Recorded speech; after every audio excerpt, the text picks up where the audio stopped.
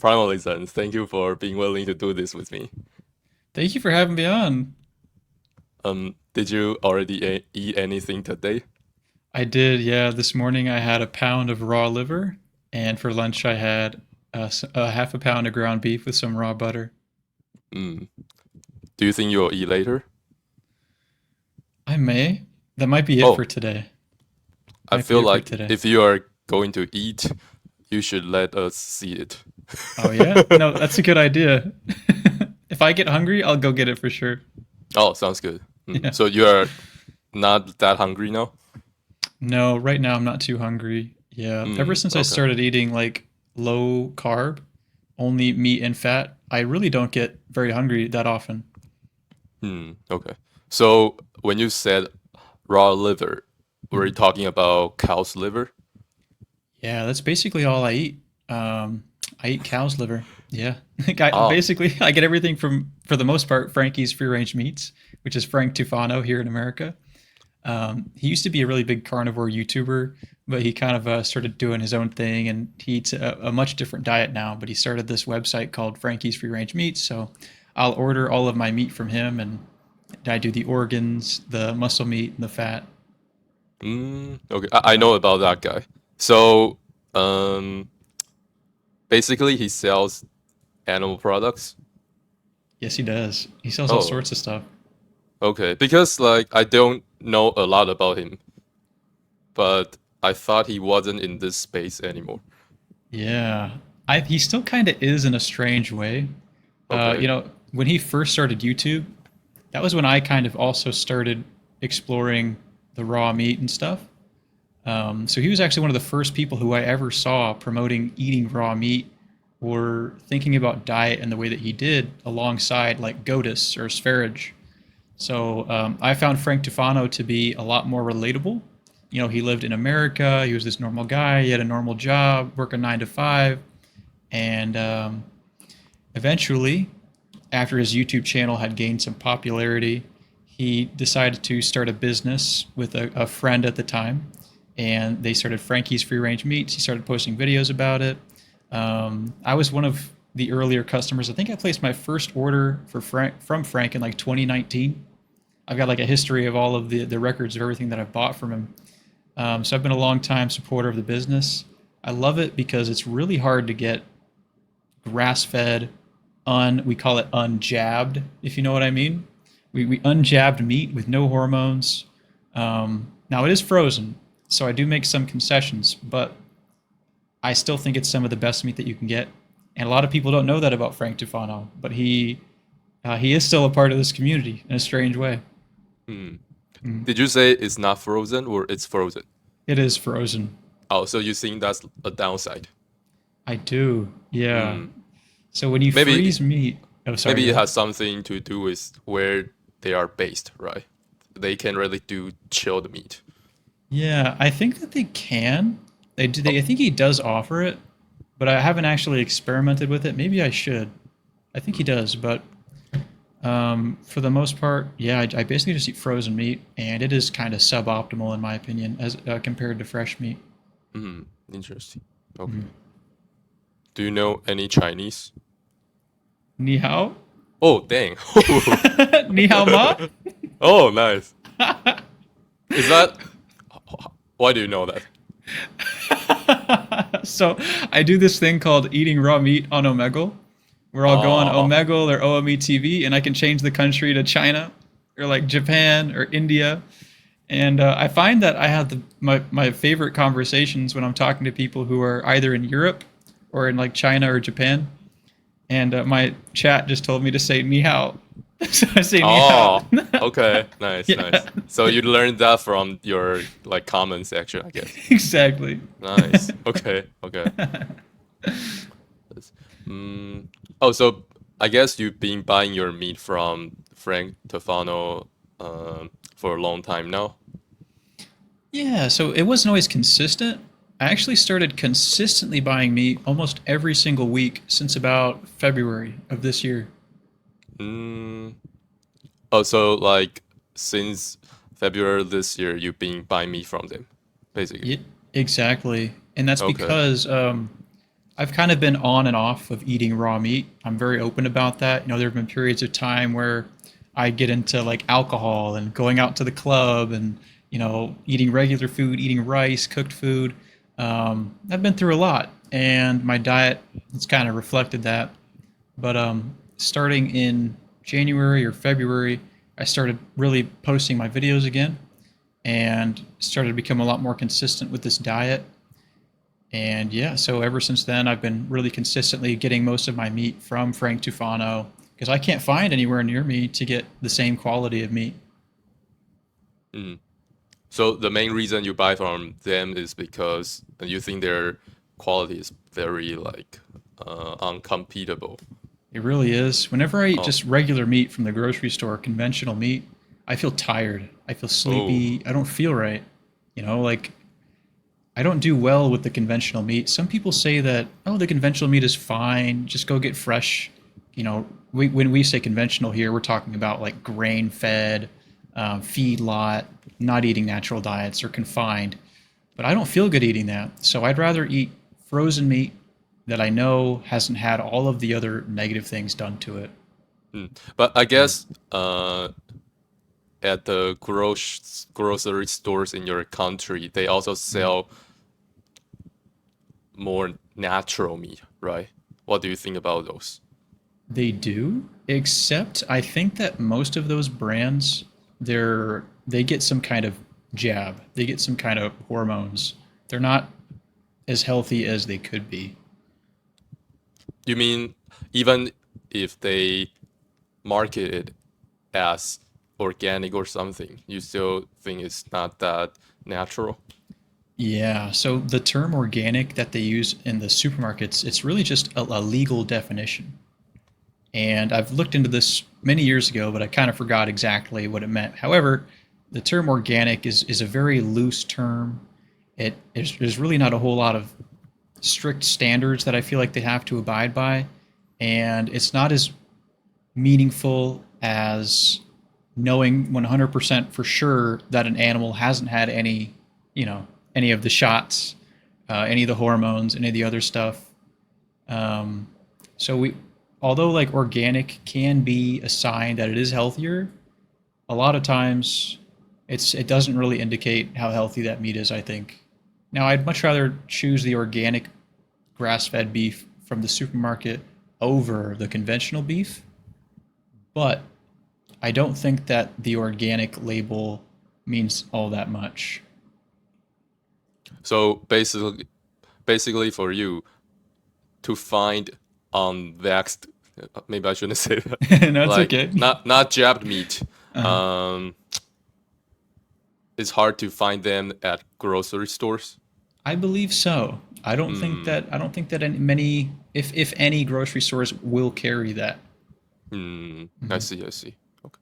Hmm. Have you tried like organic meat at grocery stores and you felt not that optimal? Oh yeah. Well, I actually have eaten like that, and I felt okay. So it's not, eating the organic meat from the grocery store versus like getting meat just directly from Frank Tufano or alternatively like from a farm. It's more so just because I know Frankie's meat is definitely more high quality than the stuff from the store. It tastes better. I eat a lot of organs too, and my grocery stores they don't sell organs. So, if I'm going to be eating a lot of organs, I want to make sure that they're coming from the cleanest animals possible. Hmm. Okay. Mhm. So is the taste feels different. Oh, definitely. Hmm. Yeah. What I'm trying to Mhm. figure out is that because sometimes people make their dietary choices just based on their feeling, you know? Like Mhm. maybe I think this brand feels healthier, Mhm. so you go for it. It's not like you actually taste or your body feels a difference. It's just like you prefer this brand, you know? So, but when it comes to you, you actually feel that Frank Tufano's meat makes you feel better. Oh yeah, 100%. Mm, Um, I would say the difference between organic stuff from the grocery store versus like Frank Tufano's stuff It is definitely a smaller difference. However, I can't get organs from the grocery store, and I feel great when I eat organs. So, without a doubt, I'm feeling better when I eat my meat from Frank Tufano. But at least in America, we have such a diversity of qualities of meat. It's very vast, or it's very they're very separated from one another. And we have a spectrum. And we have like the absolutely cheapest conventional meat. They sell it in these tubes, and they just kind of like squirt it in the tube. It's just this, you don't know what it is. It just says like 7327 blend on it. And it's fine if you're having a cookout with your friends and family for the 4th of July, or you're somebody who doesn't eat meat that often. But that stuff is probably like the lowest quality meat, and I couldn't even imagine myself eating it. But there's like degrees of meat, and whenever I eat, like recently, I ran out of Frankie's meat, so I went to the grocery store. I got this beef. It ended up being from Cargill, which is one of the biggest meat grain producers in the United States. And it was 100%. This animal is definitely grain fed. I definitely felt like almost like a slight depression. I almost felt like a slight sadness. Like I could feel that animal's sadness after I ate it. That animal is definitely sad in the feedlot. Okay. Yeah. That's interesting. Yeah. Because I personally don't feel a big difference in eating different quality of meat. I don't know. Yeah. Maybe there's not that big of a gap between the conventional meat and the organic meat where you are. But here in America, they can get away with so much more. Maybe I haven't tried the best one, so I don't really Maybe. know where the bar is at. What do you usually get? I just go to Costco, Yeah. get their grain-fed beef. Yeah. Okay. I guess the Costco in my country, they don't have grass-fed options. They don't really have that kind of option, I guess. Yeah. Do you know? Because I went to the US before and they sold grass-fed ground beef, but in my country I can't find that, which is pretty Interesting. unfortunate. Like when I went to the US, they had grass-fed ground beef with more fat. It's like 8 and 2. Yeah. But when it comes to the ground beef they sell in our Costco, it's like 9-1. Yeah. And it's not grass-fed. No, very Yeah. lean. What do you do for fat? Well, I just buy their steak. Yeah, so I don't eat ground beef here. I mean, not that often. When I go to the Costco here, I just usually buy their steak, like a long bar of steak, and Okay. it has enough fat, I guess. Like it can be more, but it's not bad. I forgot what that body part is called. Let me try to think. Yeah, I don't think I can remember it. Yeah. Oh, like a ribeye? No, it's not ribeye. Mm. Uh, yeah, I'm not sure what that's called. Let's see. Yeah, so let me try to figure out your. Oh, you mentioned that when you were eating raw meat, at one point, you were still also eating normies food. That's interesting. Oh Okay. yeah. Yeah. Let's gone let us through- just like go from even earlier. So maybe talk a little bit about what you were eating as a child and your worldview back then. Oh my gosh, yeah. My diet as a child was so terrible. I don't know how I managed to develop to being okay. Like my breakfast every single morning growing up, it would either be like a microwavable, we called them sausage biscuits in America, a very common breakfast food.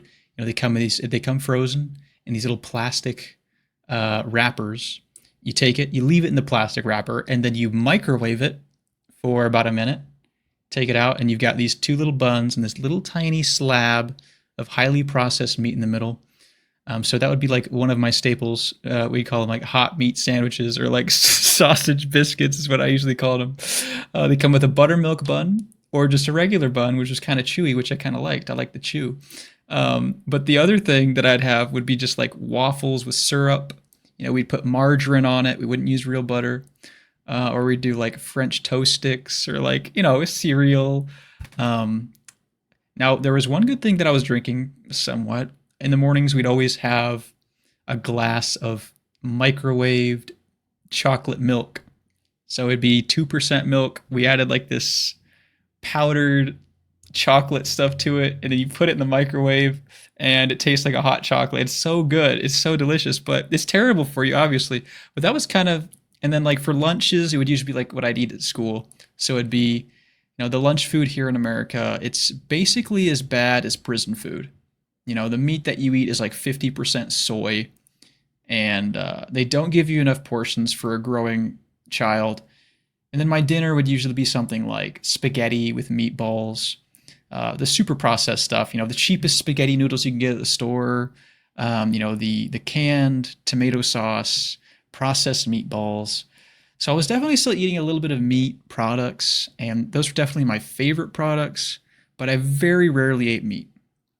That basically lasted, that whole diet spread, among other horrible things. There was lots of ramen noodles, but that whole diet spread lasted until I was like 19 or 18 years old. It was probably about 18 years old, maybe 17, when I got a girlfriend. And one of the things that we liked to do whenever we were together was cook. It was just fun, eating with her, cooking with her. We'd make all sorts of different recipes. So that might have actually been the first event that triggered me to start doing some things a little bit different. Because I found out, like, dang, when I cook a chicken breast, it tastes so good. Sorry, my camera got a little blurry there. This camera has issues. So that's basically what I grew up eating. That's basically everything leading up to me trying to experiment with healthier diets and then eventually getting into raw meat.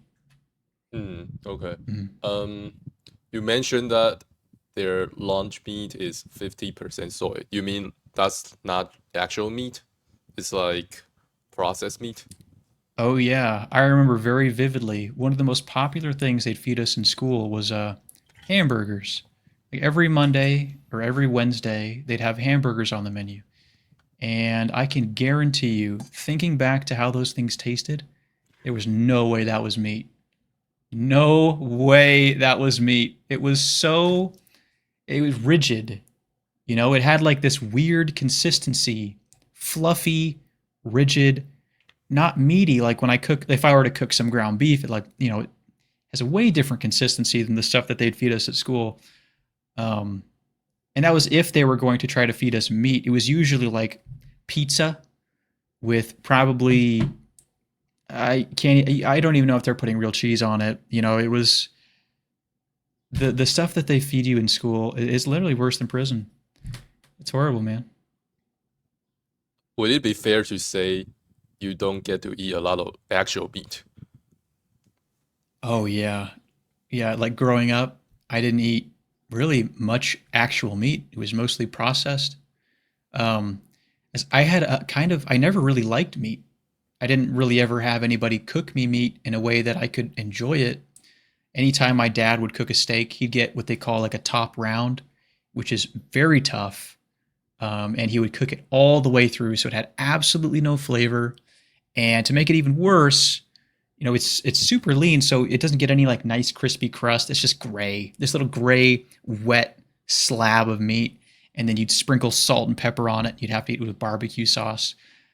Um, so I didn't like that whenever my dad would cook that, which was rarely.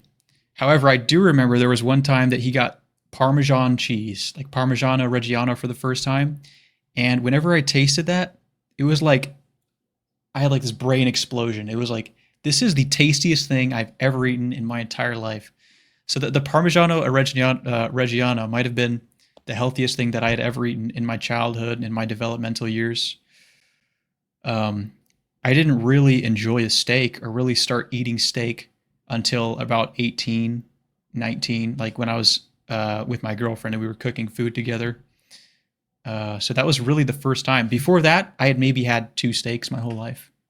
Hmm. Yeah. So schools don't really give you guys raw meat. No, they That's don't here. interesting. That sounds very horrible because It like is. I already feel like the food they serve us at school is pretty trash, but sounds like we are better off. We can Oh eat yeah. actual meat. Are you in China? No, no, I'm in Taiwan. I don't know Taiwan? if you think they're different, but um, I guess people in my country think we are different.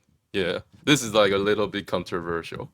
I think that I've seen some examples of like Asian lunches, and they always look Uh-huh. so much better. Like they'll be served with like broth, rice, like maybe like some sushi. We get nothing like that here.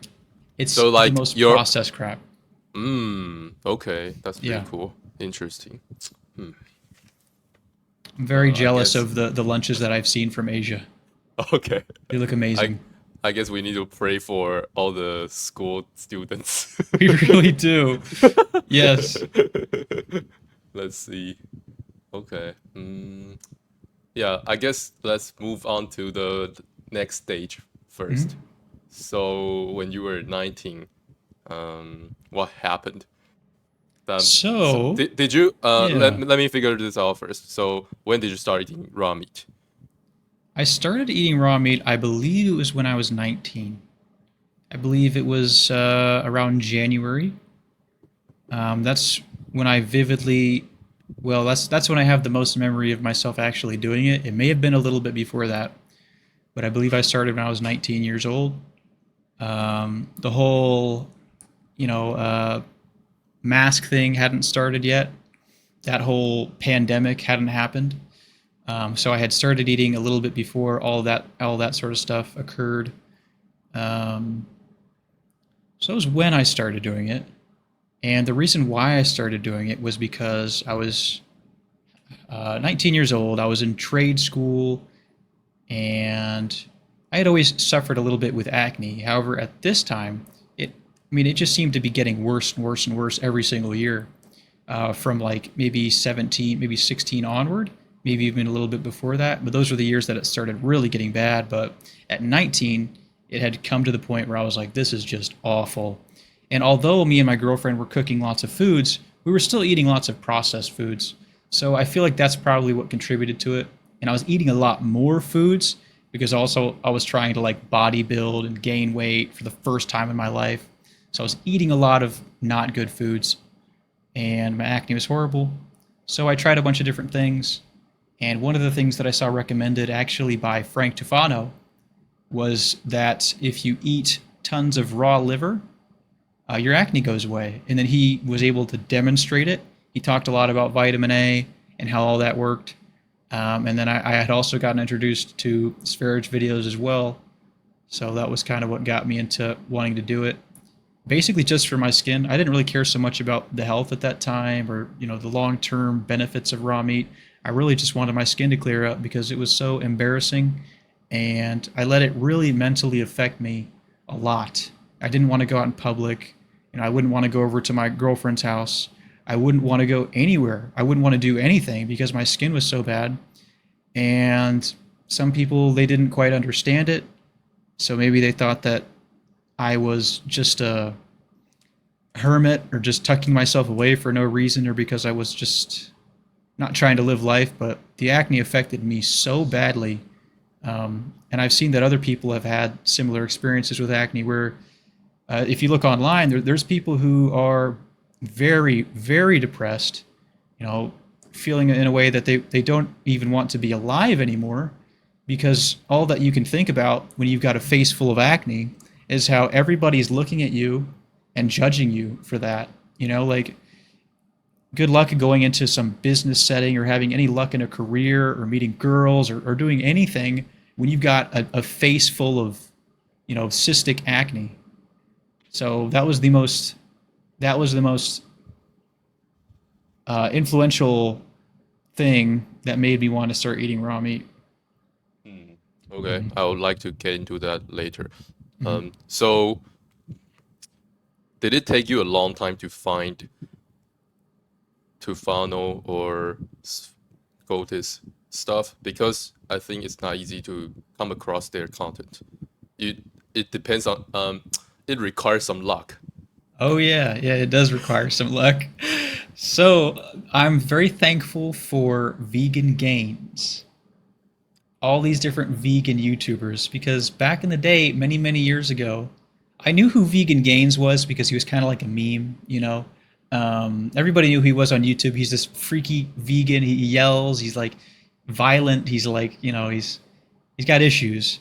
Um, One day I was actually watching this channel that I really liked called Thulian Perspective with a guy. His name is Varg Vikernes, and he makes videos about like politics and a bunch of different like paganism, this like really like alternative stuff that I had gotten into. I had always kind of been an outsider with the sort of information that I enjoyed. I've never really liked the mainstream stuff. I always found it boring. I've always been what the people call today like a niche maxer. I've always found a niche that I really liked, really looked into it, really like identified with that sort of a thing. So that's kind of who Varg Vikernes was. Varg Vikernes actually reviewed a video with Sverige debating vegan gains. And I was really intrigued by this. I had never really heard people talking about diet in this way before. This, you know, the vegan gains is debating this weirdo who's talking about eating raw meat. And I was like, hold on a second.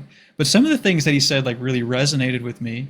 So I went down this rabbit hole of watching a bunch of Sverige videos. This was many years ago, 6 or 7 years ago almost.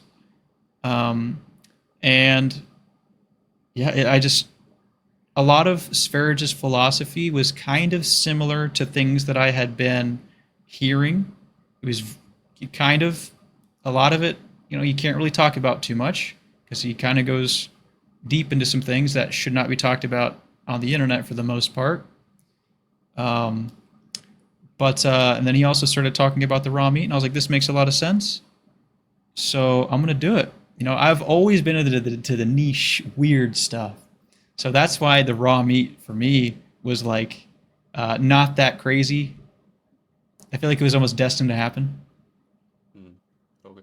So let me summarize. Basically, you found a guy that was reviewing a debate between Goatis and Vegan Gang. Exactly. Oh, okay. Interesting. So Goatis was like actually debating a vegan. Oh yeah, Oh, he's done a okay. few debates with Vegan Gains. Okay. Uh, I wonder what made the vegan not want to buy his points, you know? yeah, so if you look at Vegan Gains, he's just a very, for some reason, I don't know why, he's very convicted in his vegan beliefs. I don't think he's really ever evolved his standpoints on anything. No, I haven't really followed him that closely, but there's a lot of people who are like that. You know, they take up a certain diet or they take up a certain thing and they just get comfortable with those beliefs, or maybe they really get good results from it, and then they don't really see a need to change, which is something that I've kind of talked about before. I feel like most people really have no reason to do something like eat raw meat because there's not any kind of reason why they should do it.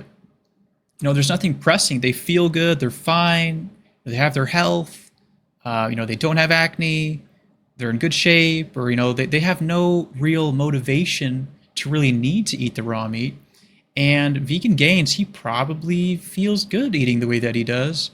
And I've heard that he's on like a lot of antidepressants, and he kind of looks like he might be taking steroids. But so I think it's a combination of it works enough to the point where he has no intentions or no reason to change or to look into things any differently.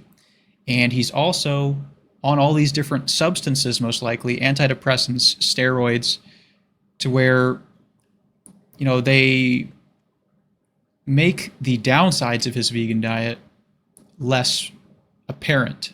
So he has almost no reason to change because, you know, the things that he's doing, the medications, it makes it, you know, sustainable to some degree. Mm. But I guess it's one thing that you don't want to change. It's another thing that you don't mm, agree with someone's point. Yeah. So That's true. I just wonder I'm just wondering what they were talking about because I guess the vegan didn't agree with Goatis and I just wonder what his points were. Oh yeah. To my knowledge, a big part of the debate was about like morality. Okay. Like, is it okay to kill animals? And like, well, if it's okay to kill animals, why don't we just kill people? You know, because animals are the same as people. You know, all like the silly vegan arguments. Yeah. But vegan gains, I mean, that's basically all that he is. All that I've ever heard come out of his mouth is just these silly, childish kind of vegan arguments. Can I still find the conversation you were talking about now Oh online? yeah, oh yeah. I believe that you can. Okay. Yeah, Interesting. So it's posted on Vegan Gains channel. I think so. He's called Vegan Gains, right? Yep, vegan gains, like like gains, like Yeah, yeah, working okay, out. okay. Yeah, Mm. yeah. So he's like a buff dude. Oh, he's really buff. You look at him, he's Interesting. jacked out of his Okay. mind. Yeah, he's a huge And dude. he's still like doing okay now.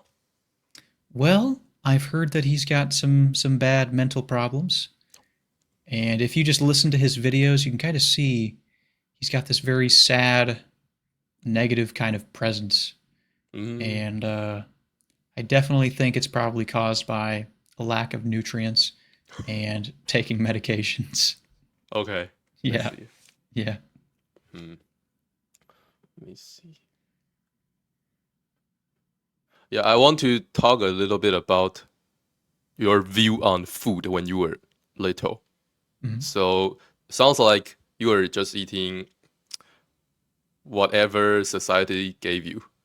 Mhm. Mm, what did you think about all that? Did you mentioned that maybe you didn't like meat that much and you preferred or like you really like a kind of cheese. Uh, did you have to eat vegetables despite not liking vegetables? Oh yeah. Oh yeah. My parents kind of forced it onto us. I don't feel like they forced me too hard to eat the vegetables, but they always made it in kind of a tasty way. Like whenever my mom was, she would be big into like steamed broccoli. So she'd get the steamer, she'd make all the broccoli, and then she'd cover it in fake butter. So it tasted delicious because it had all the fake butter on it. So my mom knew how to make vegetables taste pretty dang good. Um, and yeah, like you said, oh sorry, drawing a blank here. You had mentioned what did I think about Yeah, I'm eating what society so gave me? Mm, mm, based on what you just said, mm. sounds like you didn't need to force yourself because your mom was able to make veggies taste good. Did you Yeah. ever have to force yourself to eat veggies or do similar things? No, I Just really like didn't. you had to eat something because of your belief. You are like forcing yourself. To be honest with you, I kind of enjoyed vegetables. Um, because relative to all of the processed foods, there was something about it that felt kind of like rugged. You know, it made me feel when I was younger, I was kind of into like Bear Grylls, who was like a survivalist, and he would always go out to all these remote areas and he'd like just kind of forage things or like kill animals or whatever to survive. And one thing that he would do, he found like there was this thing I remember very vividly where he found like it almost looked like some kind of wild celery. And he's sitting here out in the wild, just sitting there chewing on it and sucking the water out of it. So that kind of like imagery in my head, it made me think that eating vegetables was kind of like a rugged, old school kind of thing to do, and I kind of liked it. So I would always snack on veggies and snack on fruits, and I was a very active little kid. And whenever we'd like maybe have like a soccer game, there'd always be like little orange slices. Or if I was playing with my friends, my mom or one of my mom's friends, she'd bring out like a platter of vegetables and fruits. So I always kind of liked it, especially with like ranch dressing. Whenever you cover vegetables in fat, they taste fantastic. So it wasn't really that hard for me to eat. However, there's a couple of times where, going back to what you said about, did I ever have any issues eating kind of like what society was giving me, what my parents were giving me? So you know how I mentioned for breakfast, we would eat like super processed pancakes, waffles with syrup. There was one time when I was a kid where, for some reason, I was just pissed off that all I was eating in the mornings was pancakes with syrup, all this processed junk food. And I told my mom, I said, Mom, why do we always eat all this processed food? And she got so mad at me. And she just didn't have any time to address it. You know, she worked 8-10 hours a day. My dad, he worked 8-10 hours a day. They didn't have time to think about something like that and to think like, wait a second, my child is telling me that he doesn't want to eat processed foods anymore. Maybe he has a point here. Like, maybe there's something to all of this processed sugary food. They would never have time to think about something like that. You know, my mom, she subscribed to, and I love her, but she subscribed to the vegetables are healthy, low fat, fake butter, you know, that sort of thing. There was one other time too where I was at my grandma's house. She's like this traditional Southern woman, and I can't remember how old I was, maybe 10, maybe 11, but it was lunchtime. She's asking me about what I want to eat. And she's like, I want to make sandwiches. What kind of meat do you want? And I was like, Grandma, I don't like any meat on my sandwiches. I just want it with American cheese, ranch dressing, and lettuce. And that's what my mom would always make for me. And she kind of, they never forced me to eat any meat on my sandwiches. So I called it salad sandwiches. And that was another thing that kind of goes with how I ate very little meat. I didn't crave it. Now, luckily, I was still eating the ranch dressing and the fake cheese, but yeah, I kind of had a weird experience with the foods that I was raised with. Kind of liked Would it, kind of hated it. Weird, you know? would it be fair to say when you grew up, you prefer plants more than meat?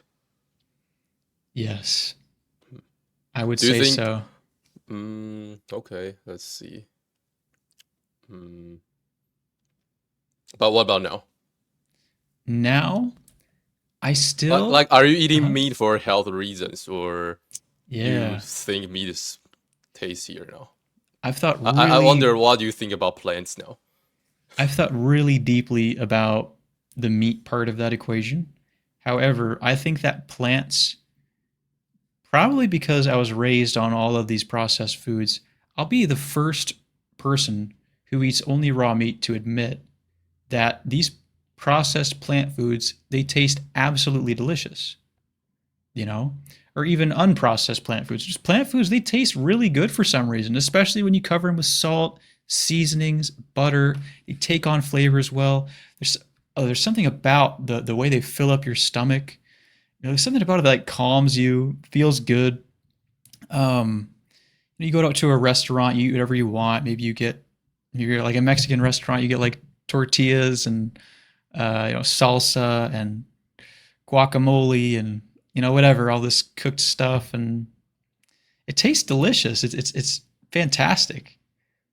But the reason why I eat raw meat is kind of because I'm saying like a lot of people who eat the standard American diet, or just all of these plant foods that we have today, they have issues. You know, we have all these different issues. Obesity is super high, but even more scary than something like obesity is like diabetes or autoimmune conditions, or something like dental decay, cavities, gingivitis, dental issues scare the crap out of me. But just overall, we have all of these like degenerative diseases nowadays that I believe are caused by us not eating our natural diet. And the reason why I eat raw meat is because I want to avoid that. As much as I understand it's important to be joyful, to experience life, and to love life, you also have to have a balance.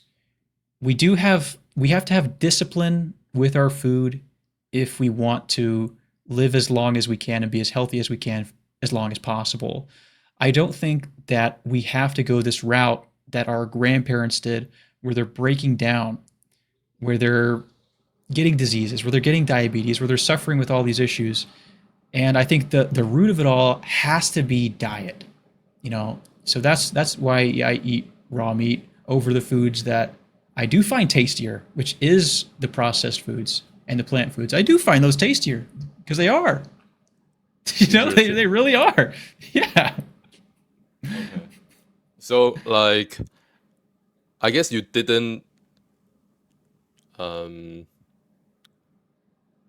let's see. Because take myself for example. When I was growing up, I didn't like vegetables, but I would eat them because of my belief. Yeah. So I guess in a way, I didn't really like my diet back then. Um, but you also mentioned that at one point you didn't like your breakfast. But I guess the reasons are different. So when it comes to my example, I didn't like vegetables because I thought they tasted bad.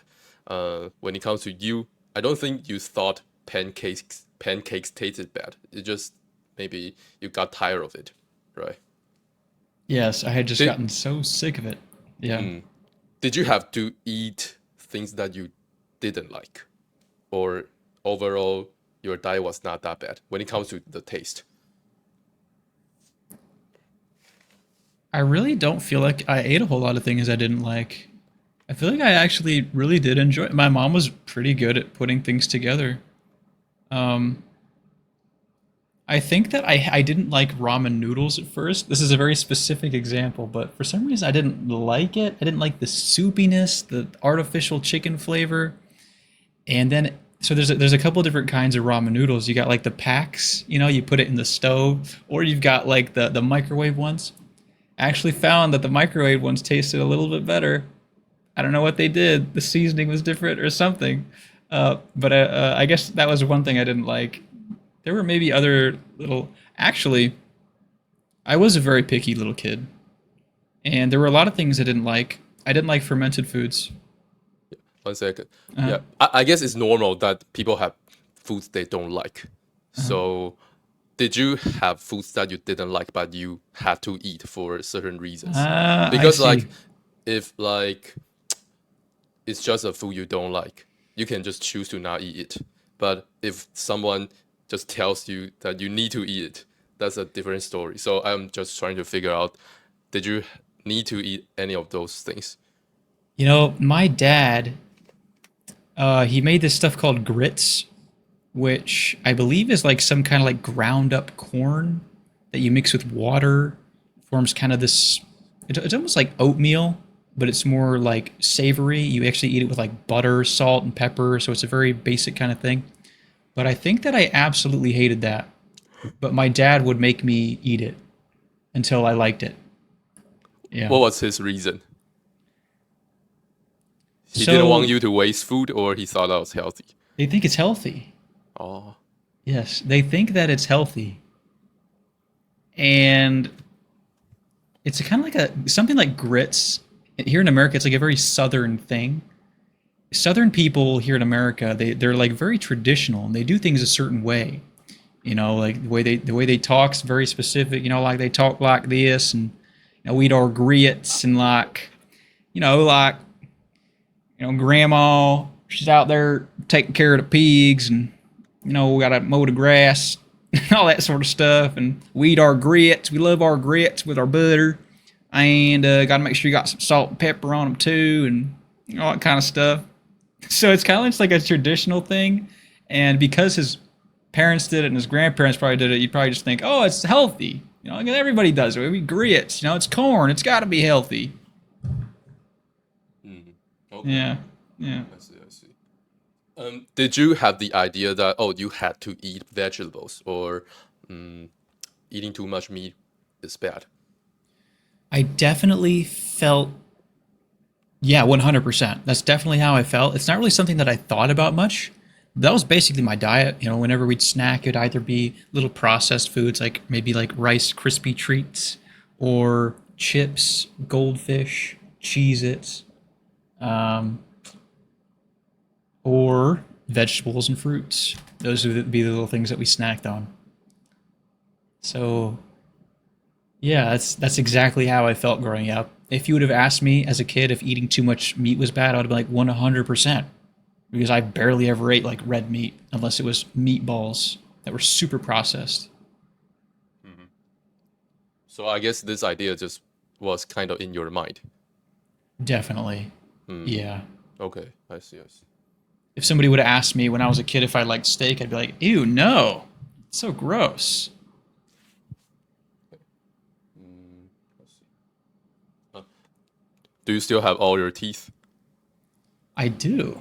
Oh, nice. I have all of my teeth. Let's go. Yeah. All of my teeth.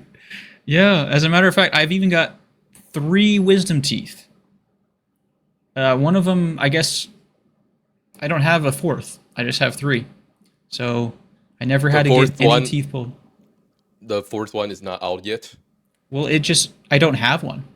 Okay. I guess Yeah. it's still, I guess it's there, but it's not out. I don't know. It's just not there. They did an x-ray. I've got literally three. For some reason, one's just missing. I just don't have it. Okay. Okay. Do Yeah. you think you're, um, let's see, respectfully, do you think your face is like not symmetrical? Definitely. Oh, really? Oh yeah, I know it's not symmetrical. I know that it's definitely not symmetrical. Like if I were to look at it, that how they do that filter thing where like they go like from the side, or they show like what it looks like if they have both sides of their face and they try to do it the symmetrical thing. I don't know what it's called, but I know for a fact mine's not symmetrical. I Is it know for a like, fact. is it like very big? I mean, like the difference. The difference very big. I think it's pretty significant. Yeah. Hmm. Okay. Hmm. Okay. So maybe it's a little correlated. I don't know. That's possible. Hmm. Okay. But at least your teeth are still not taken out. Yeah. Never had to get any of them pulled.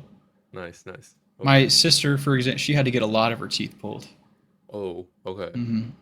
Hmm. What do you think about that?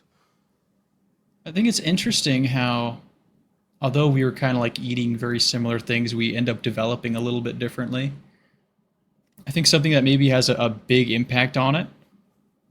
I don't know for sure, but I think I was breastfed a lot more than her.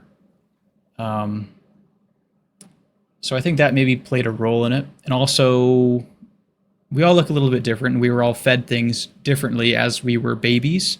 And I think that is actually one of the most critical points. It's definitely important what your mother eats. That basically forms, that's the most impactful time to be nourishing your child is when she's pregnant or even before she's pregnant, years leading up to that point. So I think that the reason why my sister's teeth ended up so drastically different was probably because my mom was doing different things with her diet at that time and also feeding us differently. Mm, do you feel like pissed that your family had to get their teeth pulled? So I don't feel pissed about that specifically, but I used to feel very angry about the fact that I didn't grow up eating raw meat, but it was never like mad like some of these people I've seen talking about it. They didn't know. They just simply had no idea. They just started popping out kids left and right, and they never really looked into health. They never really had a reason to look too deeply. Their health was doing pretty good. They could do whatever they want. They could drink whatever they want, eat whatever they want, smoke whatever they want. Why would they need to look into diet? And that's the average person. It's like, why do they need to look into diet? The only reason why somebody starts changing things around is if they have something like I did, like the acne. But if they don't have that, they're not going to look into it. And what's even worse is that somebody who's on that trajectory, like my parents, for instance, who eat kind of like the standard American diet, somebody who's on that trajectory, when you get to a certain point, when you get older and older, it becomes harder to change. So even if they do get issues later in life, the chances of them being able to change that are super low. So instead of going and fixing your diet, eating your species correct diet, which I believe is at least some amount of raw meat and raw organs and raw animal products, they'll go and they'll get the medications. They want to put a band-aid on the issue, and they get hooked on the medications and the prescriptions. And I believe that sort of thing doesn't help. It just prolongs a miserable existence. Mm, Yeah. okay. Mm, yeah. I'm trying to see if I want to ask any more questions about your childhood, or Mm-hmm. we can move on to the next stage. Let's see. So I guess when you were little, Mm-hmm. you didn't think much about food. They were just like, you just had to eat. That's pretty much it, I guess. Just basically eat what my mom makes. That was it. Mm, okay, Mm. I see. Yeah. Never really thought about food. So your skin got pretty bad. One sec, one more time. Your Mm-hmm. skin got pretty bad, and then you found out that eating raw liver could potentially help with your condition. Oh, yeah. What did you do next? After that, um, so after finding out that liver worked, that eating a diet that excluded things like pasteurized dairy, grains, carbohydrates, fruit. After I found that out, I did that for a while, had great skin, um, but eventually kind of fell off. Kind of went back and forth between a bunch of different things, experimented with different diets and stuff. Because ultimately, the raw meat's kind of bland and it gets boring. I want to experiment with the raw milk. Basically, I just did a whole lot of experimenting until, you know, I decided that the acne had gotten bad enough to the point where I would start doing the things that I knew worked, which was eating lots of liver for the most part and other raw meats. I think the other raw meats help, but without the liver, it's like you probably make a quarter of the progress that you would otherwise make if you had the liver. The liver is amazing. There's people online who talk about it. Even normal people know about this stuff. People who aren't even into that niche of stuff, they know like, yeah, raw liver is amazing. It's vitamin A. It's great for your skin. There's a I hope I get this right. There's a channel I saw on YouTube a long time ago, many, many years ago. Her name was like Tracy Raftel, Rahftl. She's kind of like a alternative health kind of person. I think she was like almost like vegan for the most part. She seemed like a vegan, but she would eat raw liver. It's like interesting. And she made a lot of videos about skin, and that was one of the things that she recommended. Yeah. Mhm. Okay. So you just went from eating normally to eating raw food? So yeah, the transition was kind of like after I'd found out about spherage, um, I had also started looking into other people who were on different diets. I didn't want to just jump into the raw meat all at once. So I looked into people like Dr. Eric Berg, who did like a ketogenic diet, or like other people who are doing much less extreme diets than spherage. So I started giving those ones a shot, and they just simply didn't work. Like doing a regular ketogenic diet with I was doing like nuts still and basically just eating normal food, but trying to stay within like the ketogenic parameters. So you just eat like very, very, very low carbohydrates. And I experimented with a couple different diets like that, but nothing ever worked for me like the raw meat and the raw liver. Mm, Um, so I didn't necessarily jump right in. It was kind of like over maybe a period of a few months where I transitioned from like keto all the way over to eating exclusively raw meat. When I found out mm, the liver worked, that was like, okay, full send it after that point. It's like I'm eating nothing but raw meat. mm. Okay. Mm.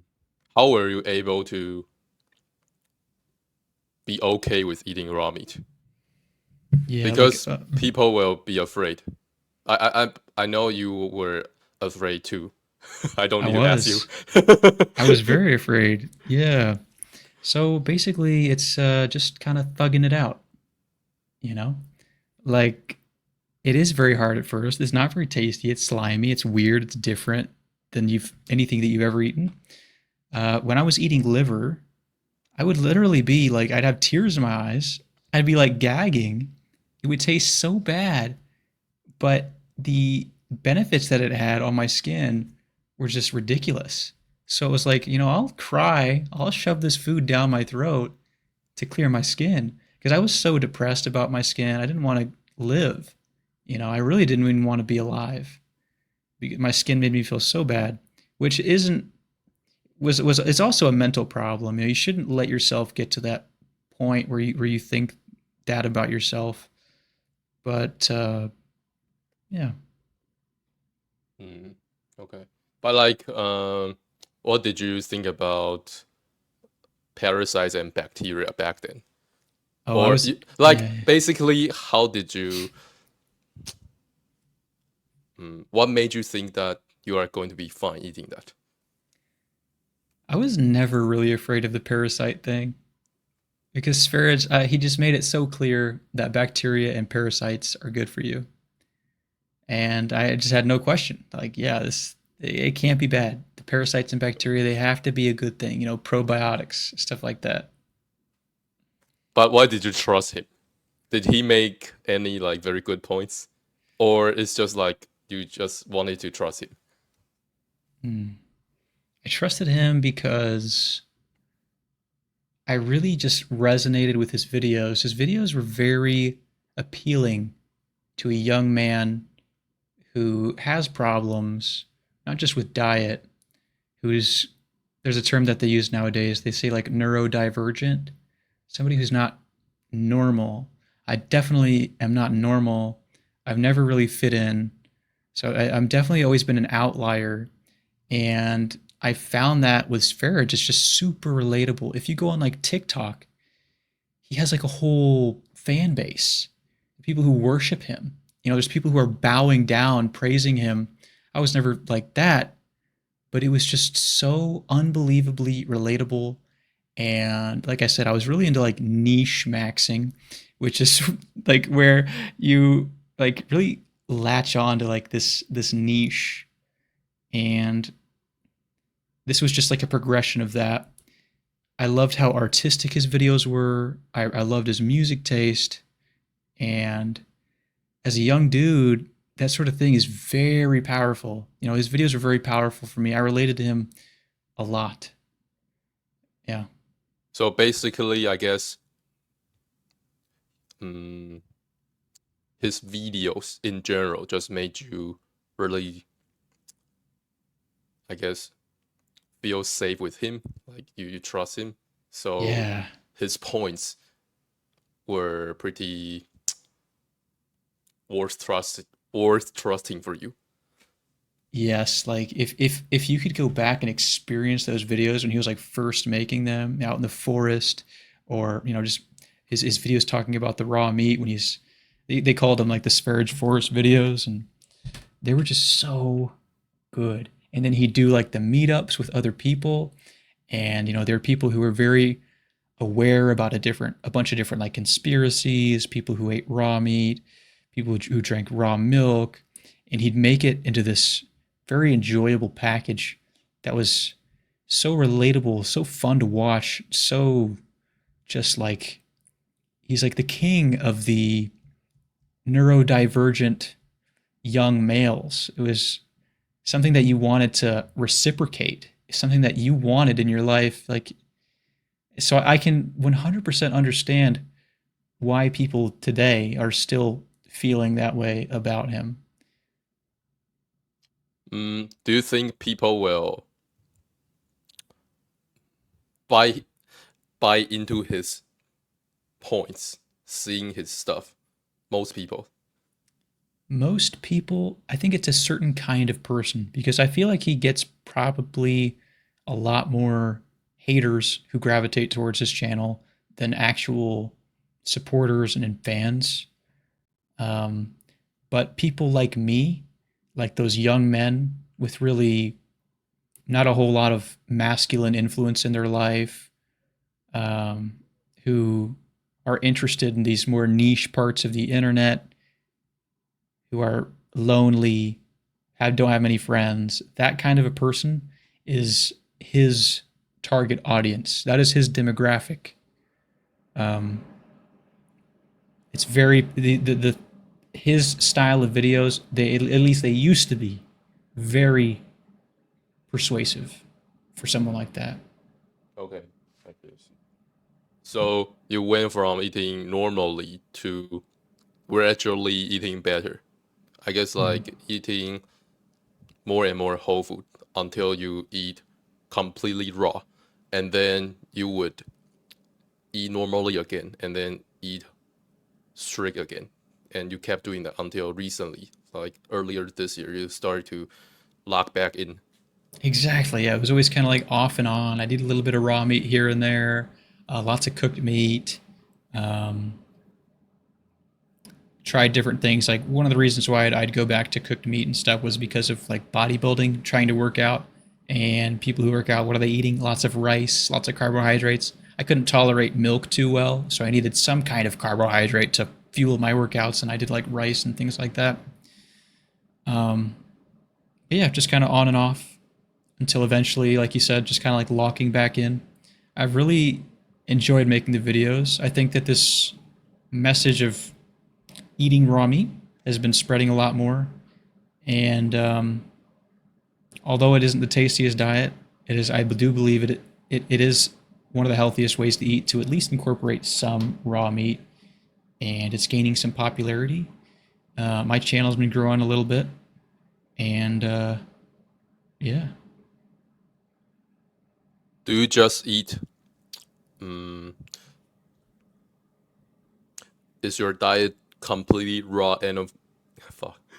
Is your diet completely raw animal food now? Yes. However, I will eat. I'll cheat here and there. Like Frank Tufano, whenever you buy like $200 worth of food from him, he'll actually give you like a little gift.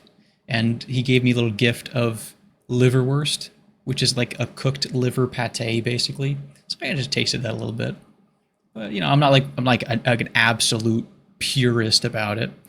Um,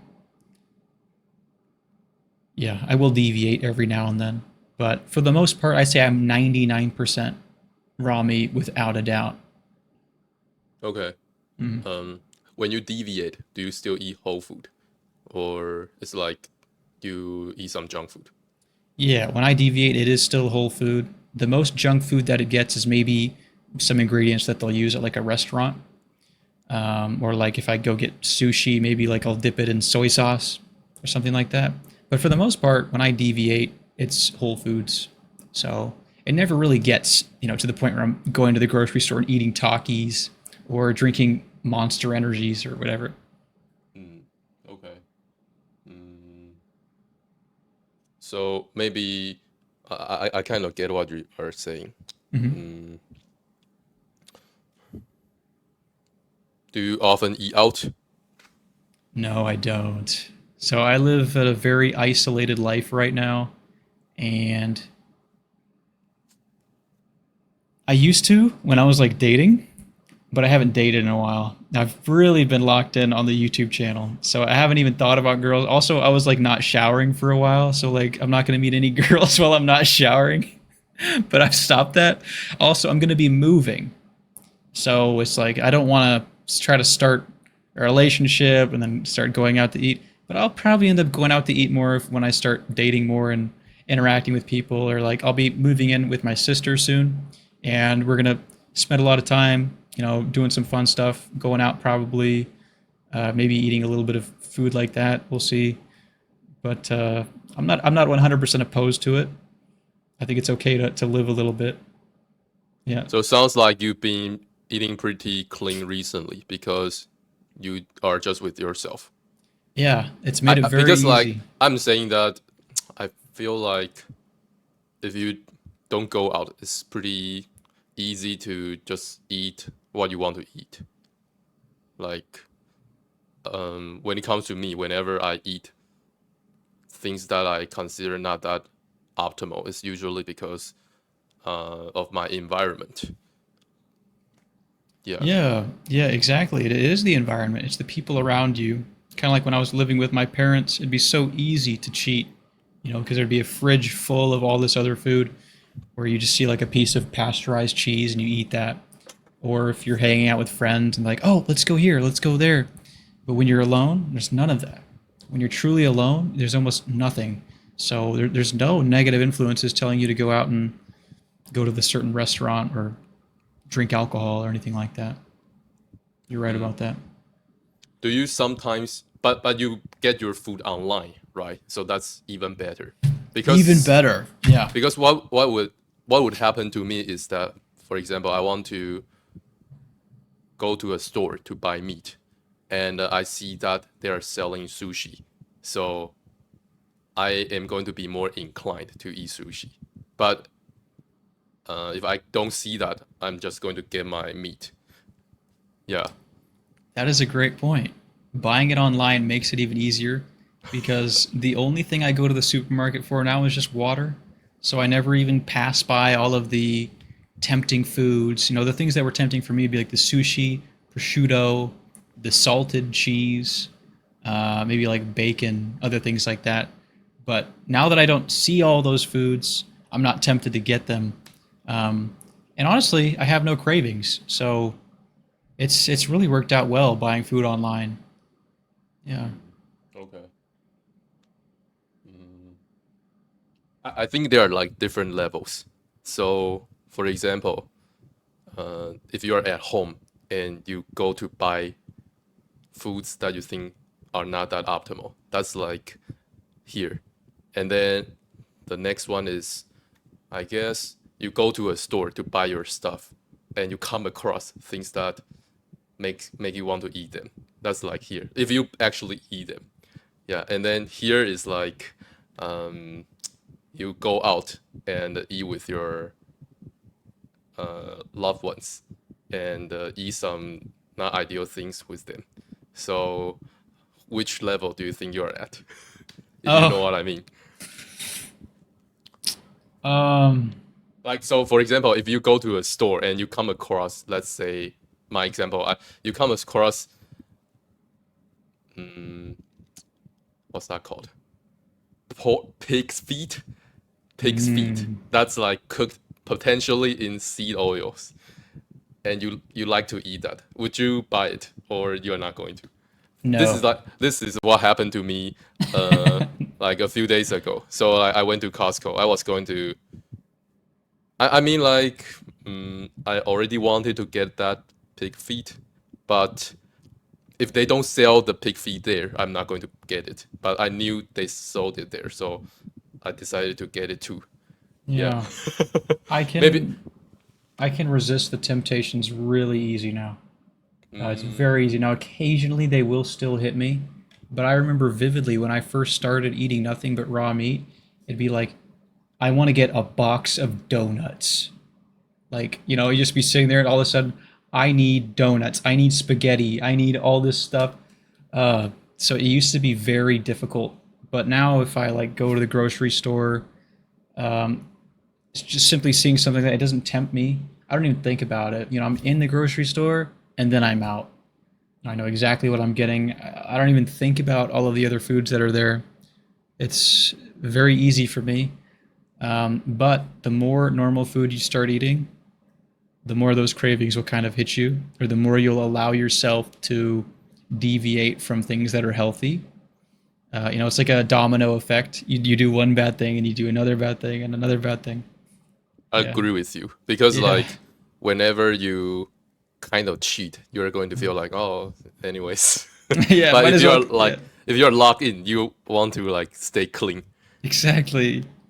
Okay, I see. I get what you mean. So it sounds like you are pretty strict. Very strict. Yes. Nice. Uh-huh.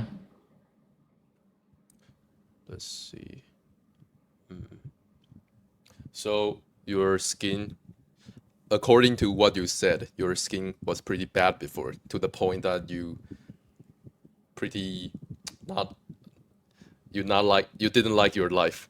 But Yeah. obviously your skin looks pretty good now. What else has improved? Really, the only thing is diet.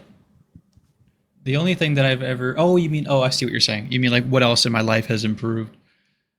It's really hard to say if like the other things that have improved are from diet or just from becoming more mature, becoming older. It's really hard to say. Everybody will speculate and say, "Oh, X, Y, and Z got better," but I really can't say for sure. The only thing that I can say for certain got better is my skin. Maybe body odor. Your body odor is much less like smelly eating this way, which makes a lot of sense because it's just so plain and bland, and there's no spices or things that I don't know. Like I feel like if you eat unhealthier foods, your natural smell is not going to be as good. So I feel like there's that to some degree. But other things that have gotten better, I used to get a lot of headaches. They actually started when I was in like elementary school. We had no idea what was causing it. My mom took me to tons of doctors. I think, though, I did play a lot of video games too, so maybe I was just staring at the blue light too long. But I rarely get headaches ever since I started eating raw meat. So I would say those things have changed for me. But everything else, because I do feel like I've become better. Life has become more enjoyable for me for a bunch of different reasons. Maybe improved mentally, my mood's gotten better. But I don't know if I can 100% attribute it to raw meat. Everybody likes to. Everybody's like, oh yeah, raw meat makes you feel so good. But I feel like I had to make a lot of other realizations and study things for something like my mental health to get better. So I don't think, maybe to a small degree, it can give you the right building blocks, the right tools, but it's not necessarily going to get you all the way there. It gives you a foundation, fertile soil, but you still have to do all of the work that it requires to fix something like maybe depression. That's not 100% a diet thing. It's just, oh, I eat raw meat, now my depression's gone. It's like, no, it doesn't work like that at all. You probably have some other issues that you have to work through. Okay. Mm. Do you do anything to make your teeth white? Because I feel like they're pretty white. So, all my life, my mom was very big into us brushing our teeth. So, we just had very rigorous teeth brushing standards from my mom. She took very good care of our teeth, spent a lot of money on our teeth. We got braces, all kinds of stuff. I don't know how they afforded it, but she always imprinted in my head that I need to brush my teeth. And when I started eating raw meat, I was like, wait a second, I don't need to brush my teeth. So I stopped brushing my teeth and all this sort of stuff. I don't need toothpaste, it's toxic. I'll just let my natural mouth smells and my natural mouth bacteria accumulate, and I don't care what anybody thinks, because I eat raw meat and my breath doesn't stink on raw meat. But eventually, I was dating this girl, and one day she told me, she said, primalism. She didn't say primalism. She actually called me by my real name, but she said, primalism. Your breath smells like my cat's food, or like my cat's ass. I can't remember what she said, but I was like, oh shit, oh no, this is bad. Hold on, I gotta brush my teeth. So I started brushing my teeth again, and my philosophy on it is that as long as you're using like fluoride free, pretty healthy stuff, the benefits of taking good care of your teeth and brushing your teeth, flossing, rinsing, greatly outweigh the negatives. Like having stinky breath, girls don't want to talk to you or kiss you. I think, yeah, so I basically just brush my teeth twice, once or twice a day. I use, again, Frank Tufano. He has a business called Frankie's Naturals, where he sells like toothpaste, deodorant, body wash, all sorts of stuff. So I do use those products. Does the product have whitening ingredients? It may, but I'm not sure. I don't think that the toothpaste I have from Frankie does. It's just like a remineralizing toothpaste. As a matter of fact, I can probably pull it up here in the next 15 seconds. Sounds good. That's a good question. Does it have whitening? Because there's like the hydroxyapatite stuff that I've heard about that people are doing these days. So this is what it has in it. It's calcium, magnesium, peppermint oil, xylitol, and hydrated silica. So if I have somebody no idea if knows, they are whitening. me neither. If somebody knows, I don't think they're whitening. But yeah. Okay. So I did start out early in life, all throughout my childhood and teenage years, brushing my teeth because my mom was like forcing us to. Did you say you got braces? I did, yeah. Hmm. But you still have all your teeth. Yeah. That's interesting because I feel like, uh, They usually have to pull them because out. like, I Yeah. mean, theoretically, the reason Uh, your teeth are crooked is because your jaw is not bigger, right? So they need to make space for other teeth if they want to make them straight. So I think your case is pretty rare. yeah, I was just very blessed to have parents who would, pay for braces. My teeth weren't terrible, but like my front teeth, they were kind of like overlapping. One of them was like at an angle going over. That was like the biggest issue that my teeth had. So my teeth weren't like terrible, but my parents were still like, "We'll get you braces." So I was like, "Okay." So I Um, think, yeah, in my case, it's in a lot of America, it's just normal for all these kids to wear braces. Like almost every single kid that I knew was getting braces at some point late in elementary school, like middle school, or wait, maybe not elementary school, and like middle school or in high school. Almost everybody went through a phase where they had braces. Just very common here. Yeah. if you could go back, would you still have wanted to get braces? Yes. Yeah. I was very insecure about my crooked teeth. I always told myself, like, man, if only I had straight teeth, I'd finally be beautiful. But do you think it left some damages? Because that's not very natural to do it, right? Probably did. I Oh. think it's possible. Some people say that it could affect like the shape of your jaw and like other things. So I think it is possible it maybe cause some damage, but maybe not too significant. Yeah, I guess in your case, things are not that bad because you still have all Yeah. your stuff. Yeah.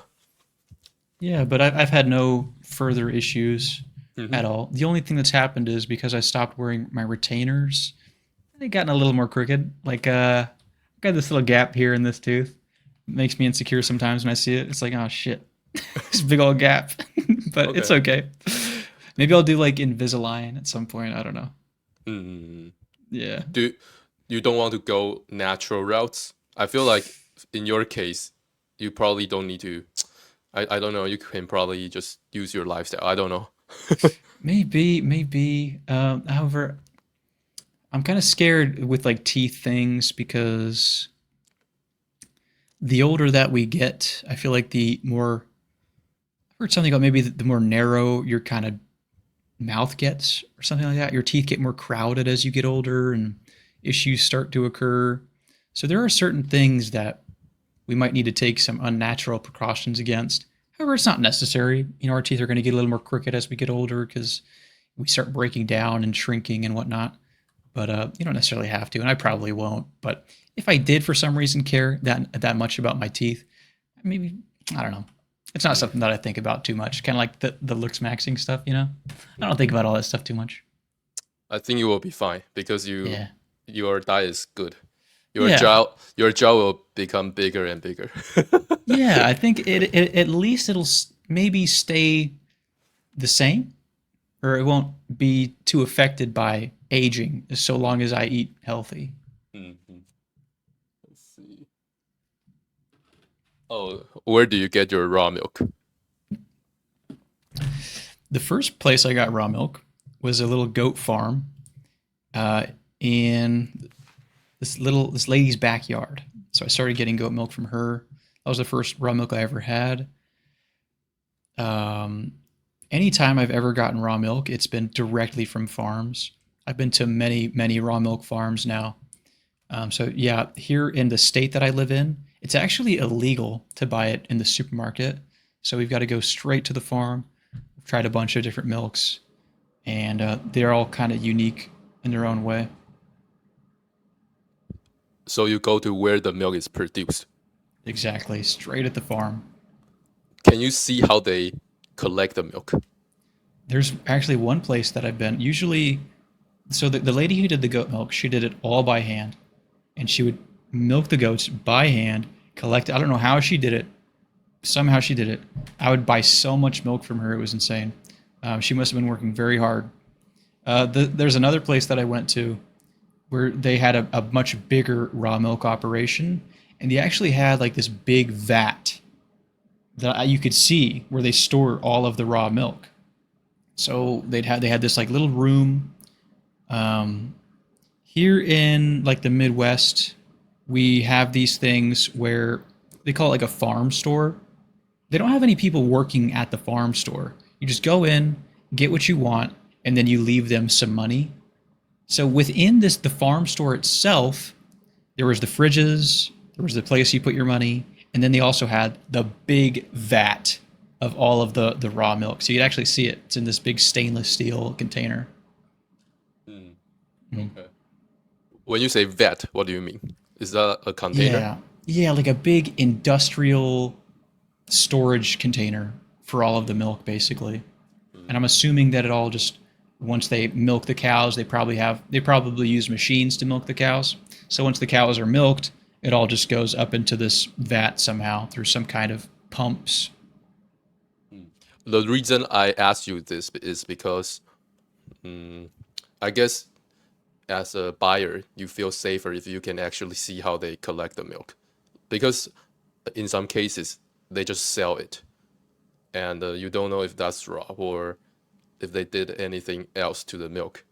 Yeah. Yeah. So, do you value that? Yeah, I do. I think that these farms that are selling raw milk, there's no reason why we shouldn't believe them.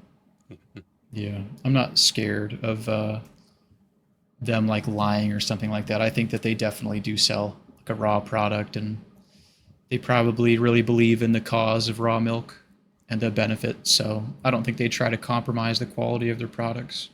You mean like usually when they sell raw milk, it's because they think raw milk is good, so they don't really have reasons to lie.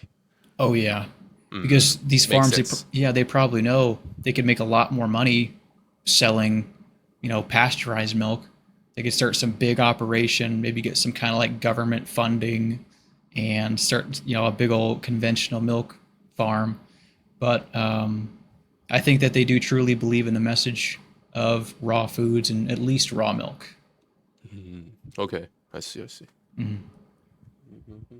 Have you milked a mammal before? I tried. Oh, really? What, Yeah, what animal? it was a cow. So my girlfriend's friend had a farm, and he had a little cow on that farm, and I had found out that it had babies, and the cow is producing milk. So we went over there, checked out the cow, and he let us try to milk it. But the issue was the baby had been drinking the milk all day. So when we went to try to milk it, nothing was coming out. So it was all out of milk that day. Okay. Yeah. Can you say again, who let you milk the cow? Yeah, it was my girlfriend's sister's ex-boyfriend.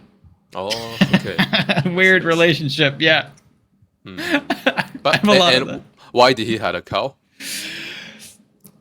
I don't know why he had a cow. He just had it to have it. He didn't do Okay, anything with it. Yeah, he just had a cow for some reason.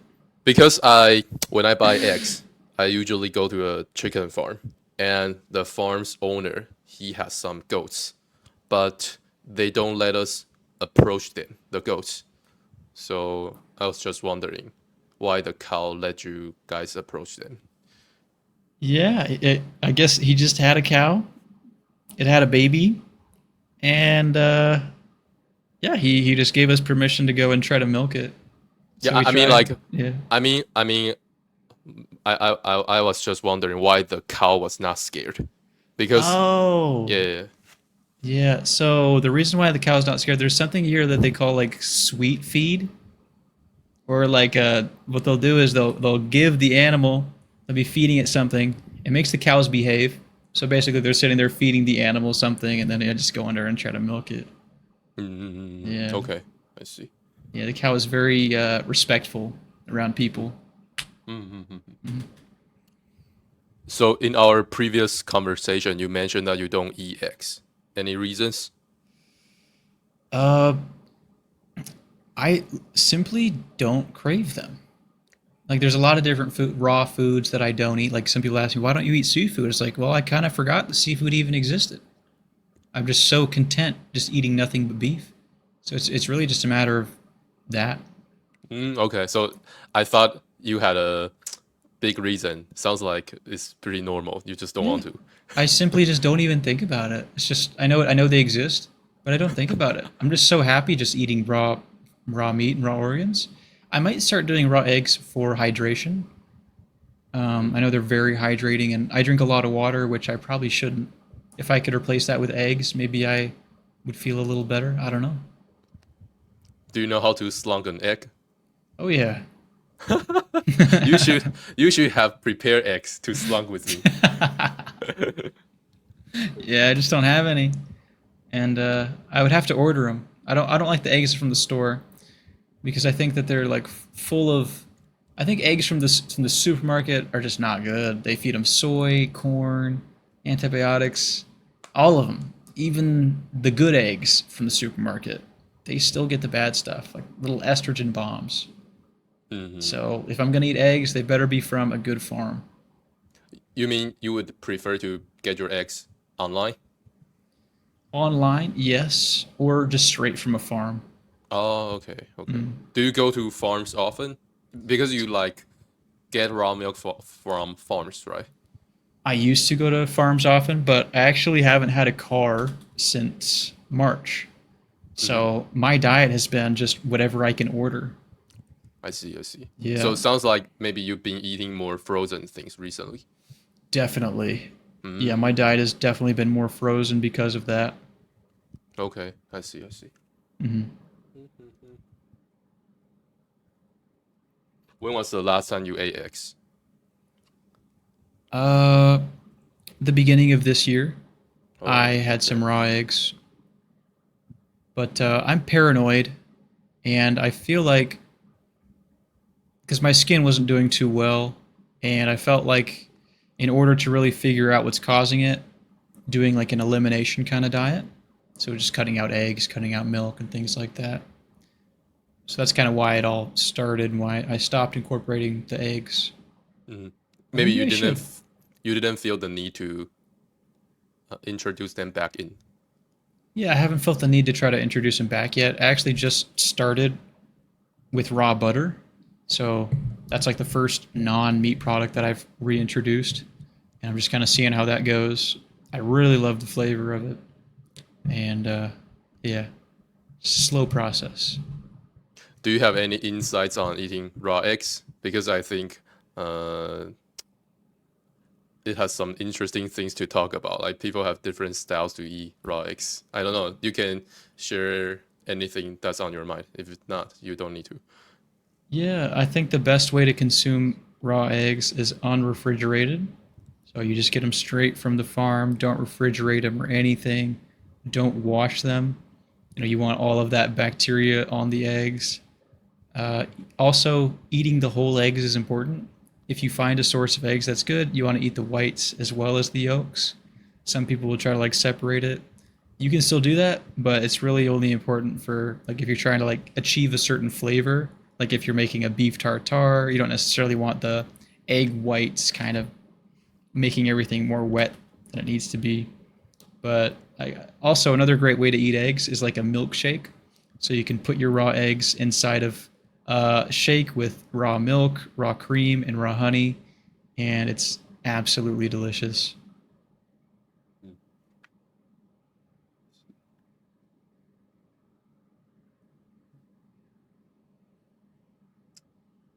When it comes to the diet part, I think that's pretty much it. Uh-huh. I'll come back to it if I think of some other questions. Hmm. Yeah. Uh, let's talk about money. So, do you want to be rich? I have never really wanted to be rich. The only thing that I just want enough money to live comfortably and to be able to enjoy my life. I really don't need a lot of money. I just want enough money to be able to travel, have fun, and eat raw meat. I've never really wanted to be rich. I never really wanted like fancy cars or a fancy house or a fancy lifestyle. I just want to live simply and eat raw meat, have good friends, just kind of enjoy life. What do you think about money? It's I've never been good at making money. It's just not something that I really think about. I know that some Because people. you watch Goatis stuff, so I wonder what you think about his take, or if you know Yeah, at all. the money. It definitely. It's the way that we. Um, it's very obviously just the way that we have decided to structure society. Society is just structured around money. You work, you get money, you trade goods for money. That money has value. Those items are assigned a value, and the money just helps everything flow better. Um, However, I do understand that money exists and that it's important, and that the more money that you have, the freer that you do become in this society. But I don't really think in terms of money. Like when I make a decision, I'm not thinking about how it's going to make me so much money or something. I don't like thinking that way. I don't think in a way that's like for instance, like if I'm uploading a video and I'm like, oh, I wonder how well this video is going to do. I wonder how much ad revenue this video is going to get. And I don't think like that. Um, all I want is just enough money to be able to live comfortably, and I know I still have to make it somehow. Right now I work a full time job, so I'm kind of a slave to money, uh, giving away all of my time for money. I hate giving away time for money. That's the worst feeling ever. Because life's too short. Those 8 hours that you just spent, you're never getting back. You just traded it for this imaginary money. But yeah, man, I don't like money. I don't like money at all. I wish it didn't exist. I wish that we could just barter. Go back to the old days. Live in a tribe. Things are simpler. Everybody has a role. We're just hunting. That's what I want. I don't Okay. want I don't want money. I don't care about money, Mm. but it is important. It is important. Uh, on a scale of 1 to 10, how much do you like your job? I would say a 5. It's kind of a neutral feeling, maybe closer to a 4. It's a decent job, but any job, you're giving your time to somebody else. Basically, you're helping if you work a job, you're just helping another person make money. You're just giving away all of your time. That's the worst part about it. So, I think that I would consider any job to be a 5 or a less on that scale. My job just happens to be somewhat tolerable, so I feel kind of neutral about it.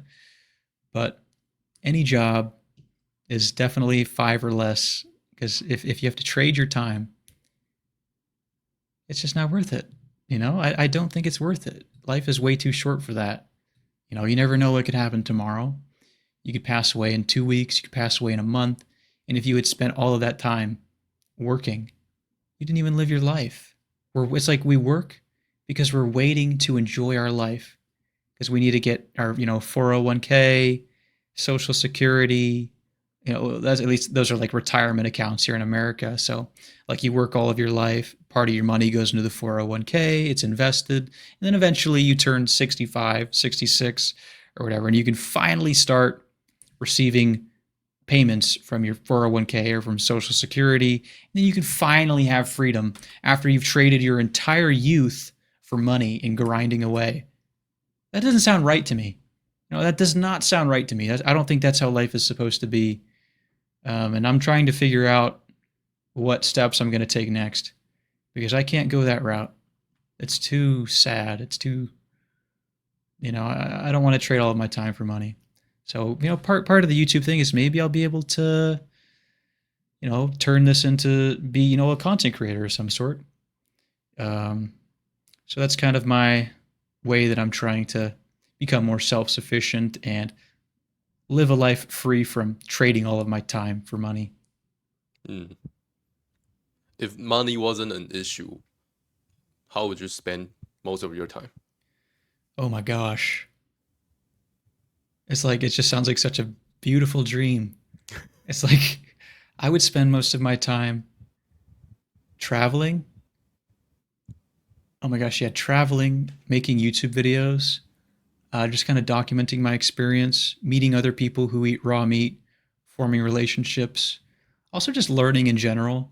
I get very passionate about the different things. Like I've gone through phases where I was really interested in things like chess or philosophy or a bunch of different things. And being more aware of those interests, definitely spending time on things that I'm actually interested in, learning about those things, traveling, just enjoying life, getting a lot more sunlight, walking more, talking to more people. I mean, it sounds like an absolute dream, And the thing is, like the way that I want to live, it's not even that crazy to think that maybe I could have it without having a job.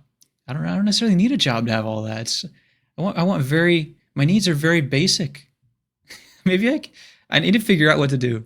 I need to get out of this job. Can I ask you, what do you do?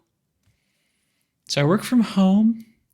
The specifics, though, I don't really talk about. Okay, okay. Yeah. Let's see. So it's nice to work from home. Mhm. Yeah.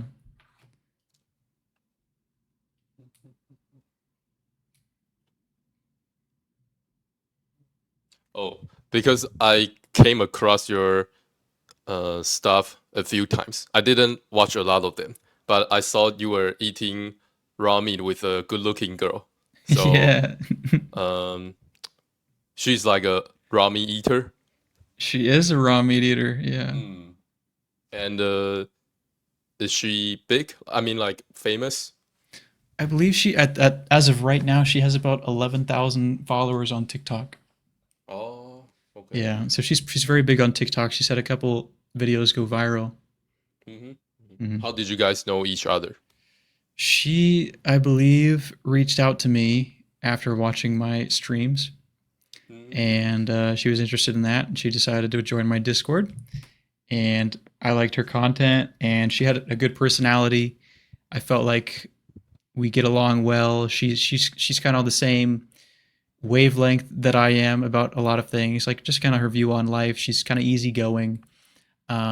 So yeah, just kind of I got along well with her, and she was also into like the gaming stuff. So we did a little bit of gaming together, eating raw meat, and I felt like it's just kind of a unique thing to bring to the internet. I thought it was fun. Yeah. So she was eating raw meat before she came across you? Yes. Yeah. Oh, Yeah. Yeah. interesting. I think she can be a good influence.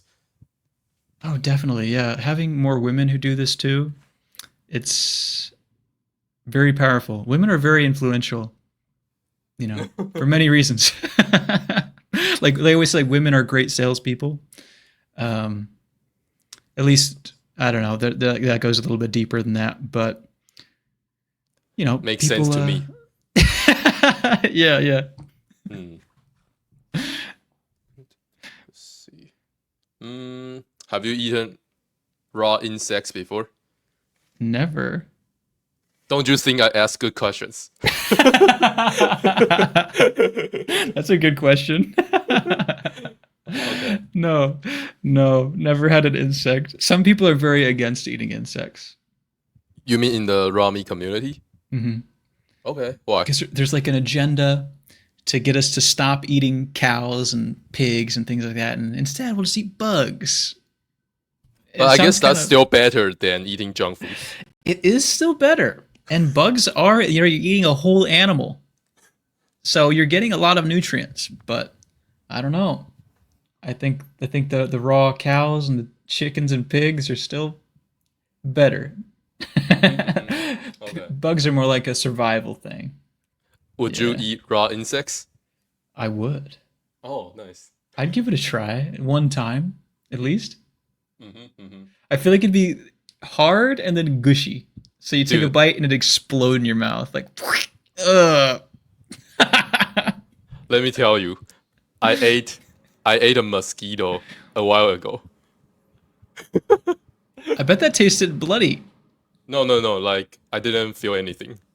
It wasn't like Oh. it didn't have blood. Yeah. Oh, okay. And I also ate a fruit fly. So that's pretty challenging. I mean, eating those insects. Some people make rotten meat and it'll get maggots and they'll eat like the maggots with the raw meat. So there's that. Okay, okay. I guess now I have eaten those flies. When it comes to what you just said, I think I can conquer them. Yeah. What's your thought on those? On The the maggots and maggot. high meat, I think I don't know. I It's interesting. It's very interesting. You can definitely do it, but it's not my first choice. Hmm. Yeah, Okay. definitely down on the list. How do the maggots appear? You just like make high meat and then they will spawn in the jar, or I believe you have to let flies in.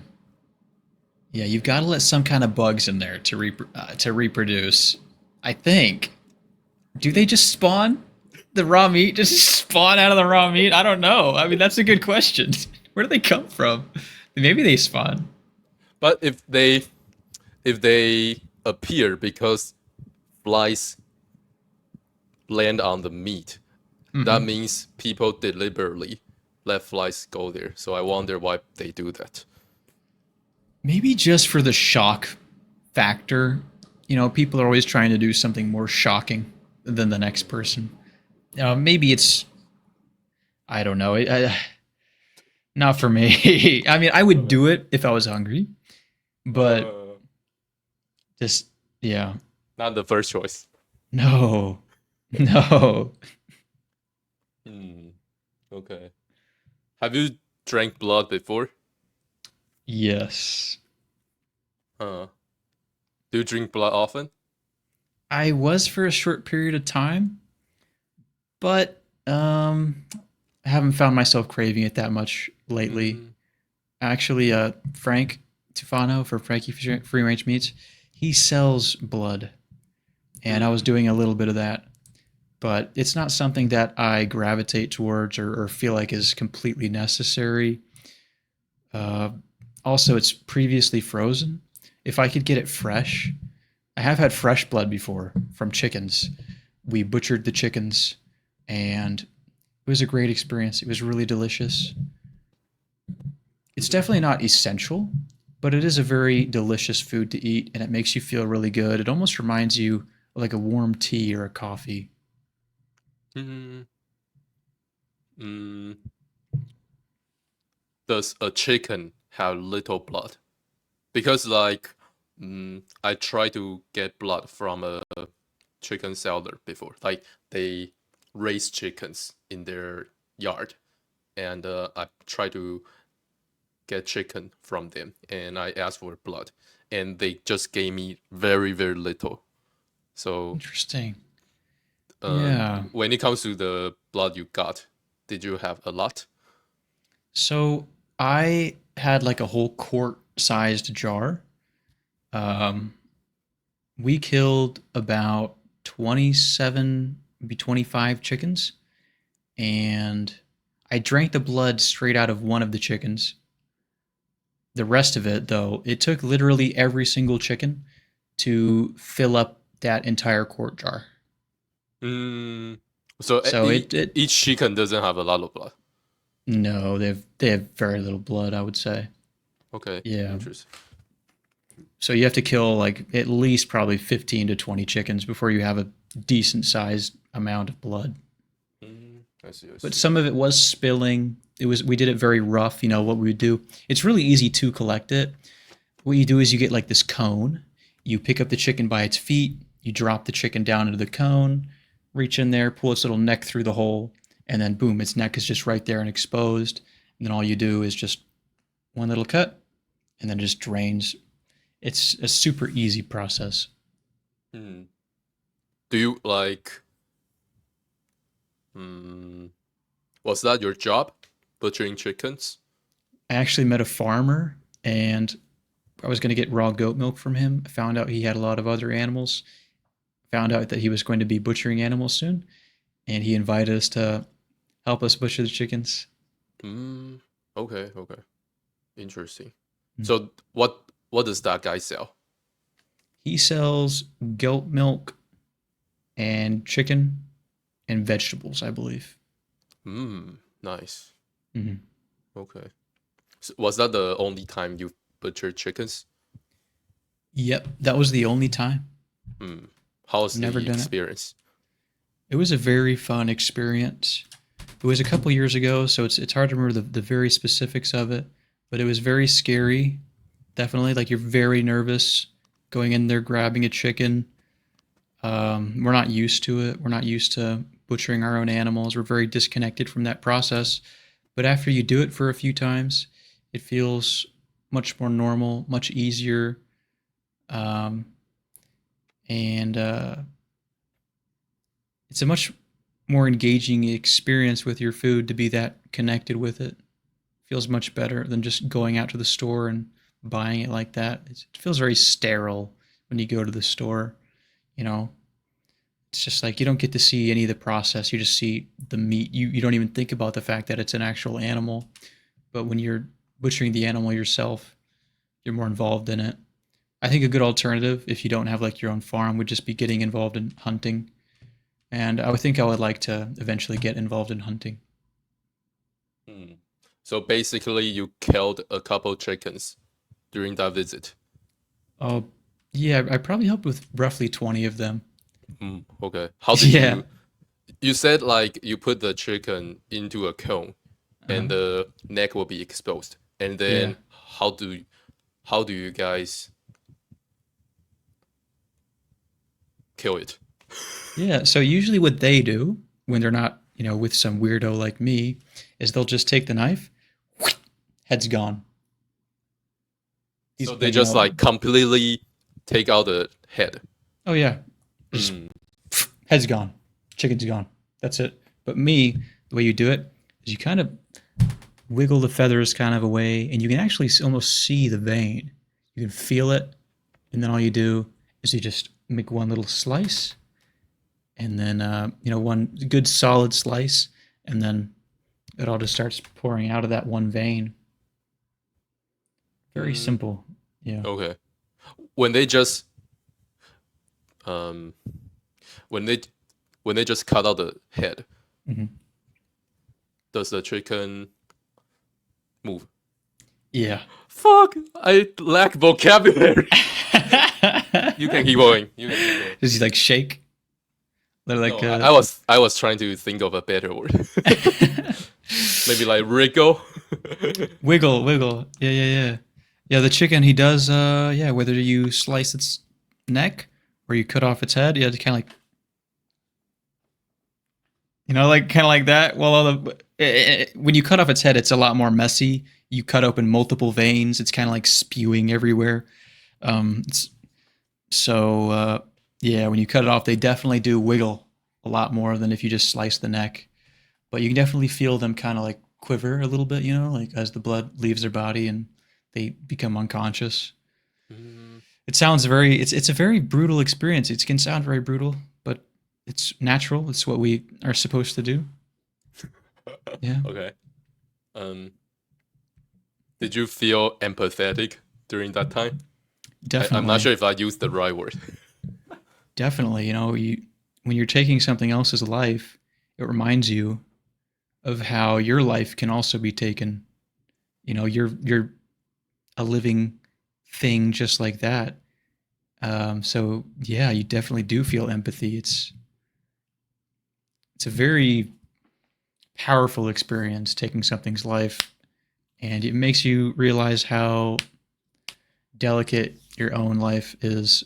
And we're all mortal. We can all pass away, just like those chickens. So you can just take their life in a heartbeat. Maybe that experience made you more compassionate. Would you say so? Yeah, yeah, I would definitely say so. Which some people would be like compassionate. You just cut off all their heads, but no, like you really do understand. Like they're making the chickens are making a sacrifice for you. Uh, I would definitely not want to be a chicken. That's for sure. Hmm. I see. I see. Yeah, but we're all gonna pass away, just like the chickens. Hmm. If we didn't butcher the chickens, they'd just get eaten by a coyote, or they'd pass away from old age or something. Everything has to pass away.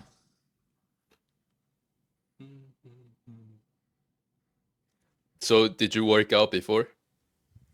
I did, yeah. I went What through about now? multiple.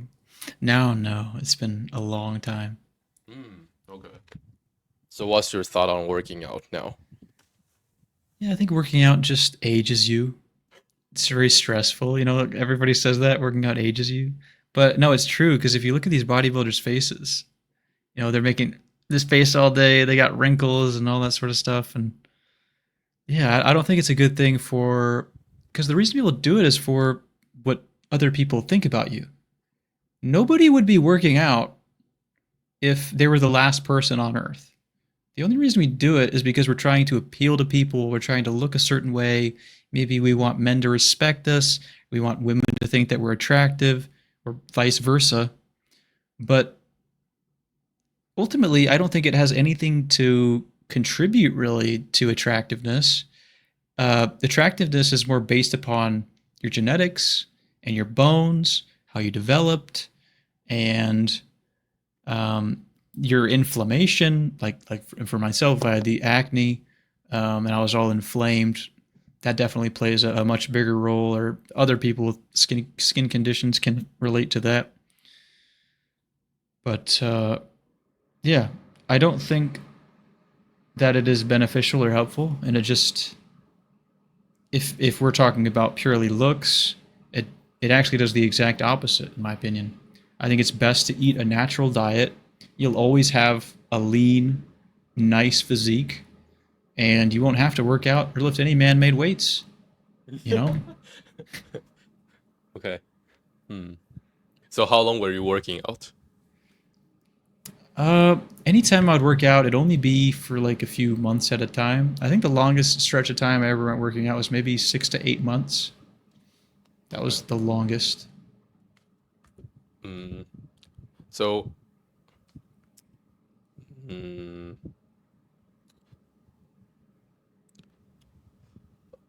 what would you say is the? Oh, this question is hard to ask. Uh, so you are not working out now. What would you say is the main person that made you become like this? I would say the bodybuilders themselves. Yeah, because you see them and they don't look good. They look super old. They look. I don't know. It's not. It can't be. I don't know. Like stressing your body. It's for me. It's just common sense. For me, it's just yeah. You're sitting there exerting yourself. Yeah, it's gonna age you faster. You're gonna get wrinkles. You're gonna look older. Like all these people who work out, they look a lot older than they actually are. All these people who get big into bodybuilding. So it's just looking and observing what their results, and then seeing people who are lean, healthy, don't work out. They just look more youthful. Hmm. Mhm. Okay. So I guess probably Goatis gave you this idea that working out can be bad, and then by observing other people, it further convinced you. Definitely. Hmm. Yeah, Okay. it was definitely a part of it. Um, yeah, but it was more so. Goatis definitely was pivotal for the raw meat, but everything after that, it was kind of just my own common sense telling me, yeah. Mm. Okay, okay. But I guess most people will think working out is good. Like they actually think it makes them look good. I feel like working out can make you look good. Yeah, I don't know what you think about that. Mm, yeah. Like what let me Yeah. ask you this. What do you think about people who look good that work out? I would say that somebody who looks good, they're going to look good regardless of whether or not they work out. Um, like take someone for instance, like this. We're gonna get like really deep. Like this, people are gonna be commenting on like the black pill stuff. Basically, if you look at people like male models, the most attractive men in the world, it's the reason why they're attractive has nothing to do with their muscles. They could be muscular, they could be lean, it wouldn't matter. It has everything to do with their face, their facial development, their symmetry, also height, things that we can't work out in a gym. We have no control over unless of course we're eating a really healthy diet from the time that we're an infant. So the things that truly make us attractive, specifically to like the opposite sex, has nothing to do with working out. You know, I've never had a woman, like in my own personal experience, I've never had a woman come up to me like, "Oh my God, you're so muscular." It's always like you're so pretty. Like women call me pretty, or like the girl that I had dated recently, my most recent girlfriend. She's like always getting compliments on how pretty that I am. Never once, even when I was working out, did a woman say anything about the muscles or anything like that. The only thing that's ever helped me is traits that I have absolutely no control over.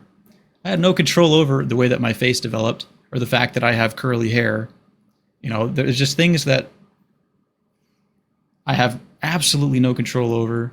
And I think for the most part, if we're looking at humans as a whole, we're also attracted to those things over muscles. Like if you took a person who was very, I'm not trying to sound rude, if you took a person who's very unattractive, you know, maybe they have like some kind of birth defects in their face and they were to gain muscles, they're not going to be more attractive. You know, the people are still going to look at that person almost exactly the same, except now he has muscles. An attractive person will be attractive without the muscles. And I think it can definitely accentuate somebody who does have good features to also be lean and in shape, but ultimately, he's still going to be an attractive person whether he has muscles or not.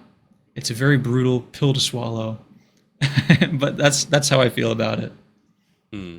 Mhm. Do you think it can slightly make a person look better? Yes, but that's only if he already looks good in the first place. Like if he doesn't have an attractive face and he has muscles, the face is so important. It's crazy important for attractiveness. I can't deny it. Hmm. Okay, I see. Let's see. Du- du- du. Mm, how nearsighted are you? I'm actually farsighted. Oh, So I have difficulty seeing things up close. For instance, like if I noticed when I was using my phone up close to my face, which is a very unnatural thing to do, I was straining my eyes, and I think it was probably contributing to headaches. I know I talked about headaches before, so maybe my issue with headaches had to do with the glasses all along, but or having bad vision. But I have difficulty focusing on things when they're close to my face. I don't need my glasses when I'm just out and about, living, driving, anything like that. My vision's basically 20/20, except when I see things up close, it's like super blurry. mm, okay. I see. Yeah. I see. Still, I can still make it out, but it's blurry up close. So, what will happen if you take off your glasses now? I mean, I'll see perfectly fine, but the issue is that uh, when you wear your glasses and you take them off, it's your eye muscles have to work a little bit harder, so like they have to readjust, and basically I feel like I just have to focus a little bit harder. I Mm-hmm. have to try a little bit harder to read things, whereas when I have the glasses on, it makes it way easier to read things. Hmm. Yeah, Okay. that's the difference that my prescription makes on my eyes. Have you thought about getting off your glasses? I actually got the glasses kind of recently because I work from home and I'm staring at a computer all the time. So for me, considering my job, they have been very helpful. But if I get a job where I don't have to stare at computer screens, yeah, I won't wear them. Mm, Yeah. okay, I see. So, like growing up, you didn't wear glasses. You only got glasses recently. Yeah, only recently because I've been working on my computer. Mm, okay. Mm. Let's see. Do you have any other insights on teeth or like dental health A lot of or people like think, how big your jaw is? Things like those. yeah, definitely having a well developed jaw is going to basically circumvent any future issues that you'll ever have with your teeth. But if you're somebody who's just trying to take care of your teeth, my advice to anybody is definitely brush your teeth. Um, I had a job a while ago, about a year ago, where I was working with elderly people, and almost every single one of them had poor teeth. And I can guarantee you they weren't brushing their teeth. Obviously, they were probably eating the grain sludge and soda and all that sort of stuff. But take care of your teeth. You only have one set, and I don't want to have rotten teeth, tooth pain, cavities, to have to be getting my teeth extracted and get dental implants put in, dentures. The list goes on and on. Gingivitis, smelly teeth in general, smelly breath. Like, no, thank you. So I definitely believe eat raw meat. It's definitely going to help your teeth. Drink raw milk, raw eggs, but also brush your teeth because girls don't want to kiss you if you have stinky breath. Hmm. That's a universal. Doesn't matter how attractive you are. If your breath smells like poop, nobody's going to want to kiss you. Do you prioritize your sleep? I don't. No, I don't. I need to, but I don't. I stay up really late right now. It's partially because I work and I try to do YouTube. So, I get off work for 8 hours, and then another 4 hours or more, I'm doing YouTube. And then I also try to get some leisure activities in as well. But so that's the way that it is when you're trying to start up any kind of business or something like that, or YouTube channel. It's just you have to grind. You have to spend a lot of time. I've heard some people say that you even have to get borderline obsessed. Like anybody who's ever had good progress or good results has been obsessed. You have to become obsessive about what you want. Mm, do you go to bed late at a regular time, or you go to bed at different times every day? Usually it's around the same time. Mm, Yeah. So my schedule is basically the same every day. I just work, do the YouTube stuff, maybe some streaming, and then I get off work, maybe start recording videos or basically what I do is I push it as far as I possibly can. Like if I can function the next day, then that's what I want. So I know there's like a certain time of night where I go to bed where I know that I'm going to be a little sleepy, but I got a lot done. But I need to be sleeping more. mm, Mhm. okay, okay. So you are saying that mm, you try to sleep as little as possible, pretty much now. I do. But Okay. it's not that So, I try to sleep as little as possible. I just try to get as much done as possible, which mm, indirectly contributes to me sleeping as little as possible. I see, I see. You are pushing your limits. Pushing the limits. Mm, Yeah, okay. So, which I'm what going time to would you stop. say? I'm going to What stop. time would you say you go to bed now? This is going to sound crazy, but usually like 2 or 3 a.m. Mm, And then okay. I wake up at about 10 a.m. or 10 a.m. or Mm, 10:30 a.m. and then I go to work. okay, okay. Doesn't sound too bad. Sounds like you still get um Yeah, a few hours. mm, nice. Okay. Do, do, do, do, do. Mm. Oh, let's talk about Scott. So I saw that you interviewed him. So how did that happen? I've known Scott Hall ever since I started my YouTube channel a few years ago. He actually reached out to me before he really was big on social media at all, and he invited me to a primal potluck.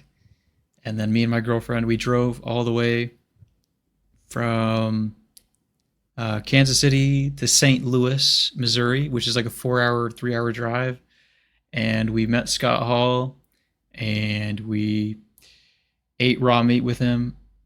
And I guess from then on, we kind of always knew each other. Since then, Scott Hall has grown quite a bit of a following, especially on Instagram. And he's been promoting the Primal Diet like strictly. And we just kind of kept in touch, decided to reach out to me again, and we started the live stream.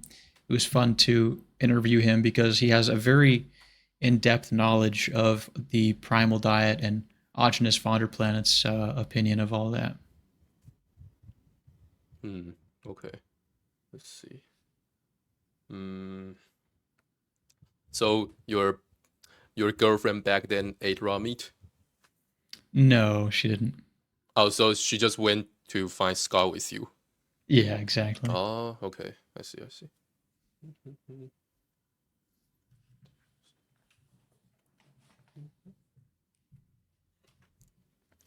Oh, would you say you eat a primal diet now? No, my diet is raw carnivore, if I had to classify it. Basically, just only raw meat. I don't really eat any. Well, the only raw dairy that I eat right now is butter, but I would still call it uh, raw carnivore as opposed to a primal diet because the primal diet has much stricter guidelines than just a raw carnivore diet. So what do you think about primal? I would like to give it a shot. I would like to. I have tried it in the past, but I feel like I didn't try it long enough to really get results. Something that you've got to dedicate a lot of time to. If I didn't have a job, maybe I would. Maybe I would. What extra things do you think you will need to do? So there's a lot of different like detoxification protocols. There's three big ones. One is cheese trains, which is where you consume like a cube of raw unsalted cheese like once every hour. The other big one is drinking raw milk, um, drinking at room temperature, making sure it was only stored in glass, making sure that it's become like a little bit fermented. Uh, there's also like the celery juice and the hot baths, the lymphatic baths. Those are very big ones from the primal diet, as well as only eating fresh meat. So there are definitely things that I could do to become more primal, and I would definitely like to give it a shot one day because I think Autogenous knows what he was talking about. And yeah, raw honey. Don't forget the raw honey. That's important with the primal diet. So many things, yeah. I know what my diet lacks though, which is why I don't call it the primal diet. It's Mm-hmm, mm-hmm. different. Okay, let's see.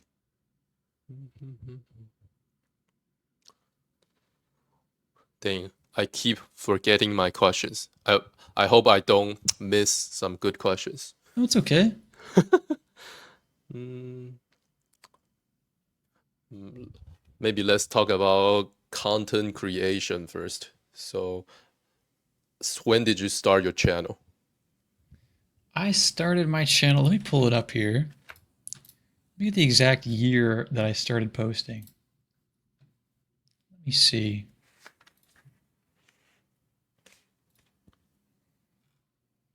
I created my channel February 19th of 2021. And So, were you already sharing yourself eating raw meat back then? yeah. So as soon as Oh, I made this channel specifically to do that. nice. Yeah. And you kind of stopped? Yeah, I definitely like I would make videos, stopped, make videos. Like you can see my first video when I posted it. Let me go back here to the most of my it was what I eat on a raw primal diet. At that time I was eating basically a primal diet. Go ahead and open this up. Posted that. Does it say what month? February 19th, 2021. So literally right when I made the channel, I started posting. I had already been eating raw meat for a couple of years. Okay. I remember my question now. So, have you tried high meat before? I have, yep. I tried it with the first time it ever made was with liver. I've also made it with muscle meat, and I've had Scott Hall's high meat. You mean when you go met him? Yeah, he gave me some of his high meat. Nice, interesting. What do you think about it? Just feeling wise, do you feel any interesting feeling? Oh, definitely. Yeah, it gives you a boost. I don't know if it's mental or what, but it definitely does give you a little bit of a boost. All that bacteria, they call it high meat because for some reason it just makes you feel really good. Don't know why. Probiotics, So bacteria. every time you eat it, you feel that. Oh yeah. Interesting. Have you? So when was the last time you ate some? Years ago. Oh, So why not? Why do you not make it? I don't have access to good fresh meat right now. I could probably get some, but I'd have to walk to the grocery store, which I might do maybe. It might be a good idea to get some of that sort of stuff. But I just have to make the walk there or get a car. Then I'll be able to get the right meat to do it with. Mhm. Uh, Frozen meat will not work. No, because when you freeze meat, you the biggest thing you damage when you freeze meat is the bacteria. So, and the big thing about high meat is the bacteria. So it just makes sense to me that you shouldn't try to take food that you've damaged in terms of the bacteria and try to ferment it.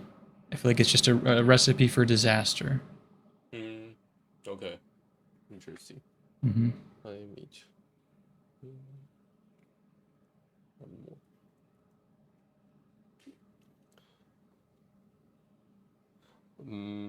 So you created your channel in 2021, and you wanted to post about you eating raw meat.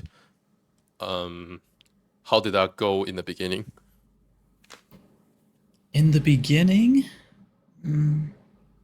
definitely very slow.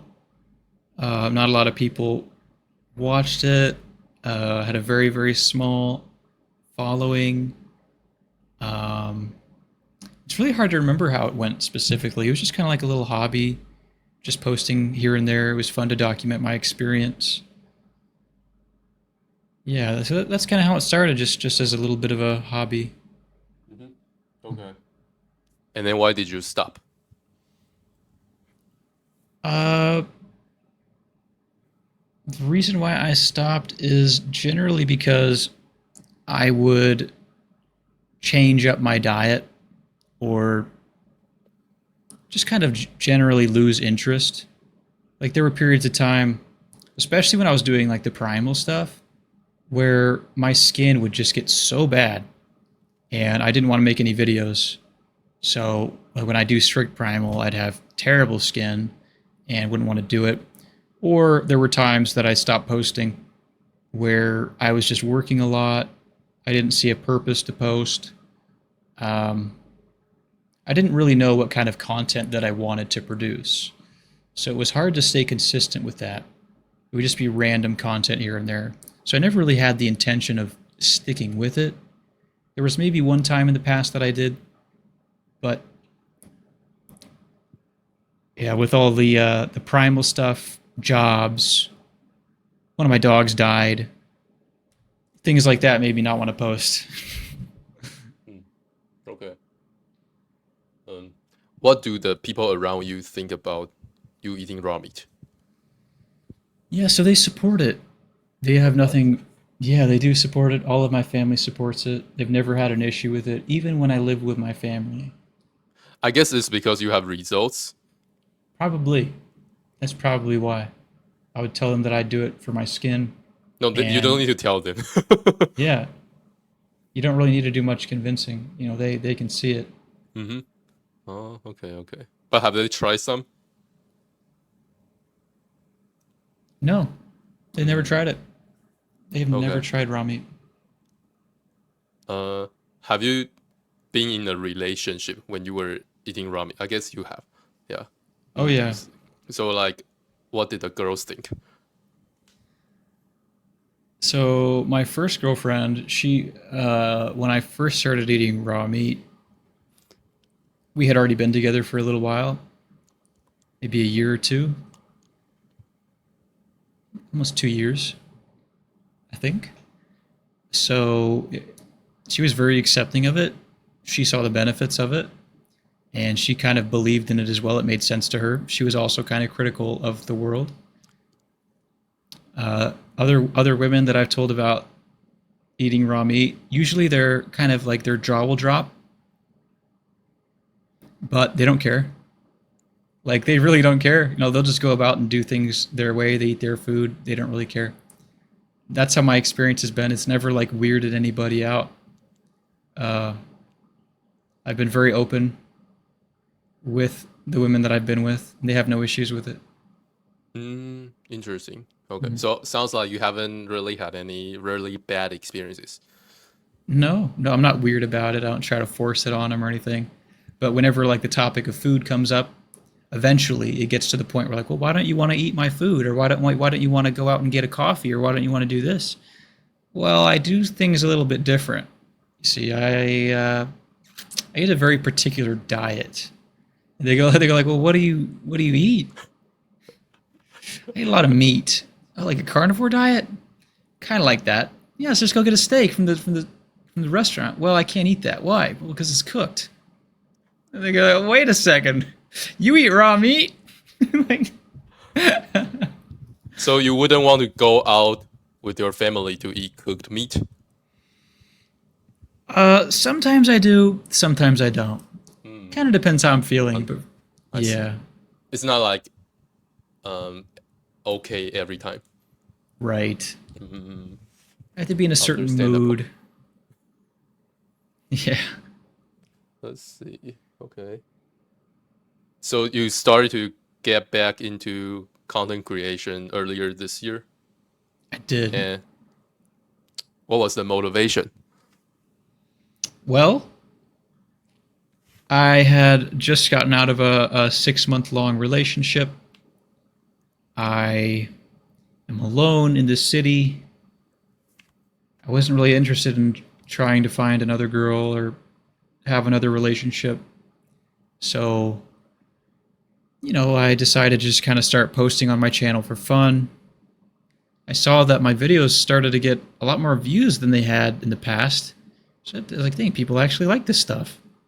Um, and I actually kind of felt motivated to do it too because I wanted to clear up my skin again. And I just started to become, I don't know, just the community seemed different. It seemed more fun. And I had a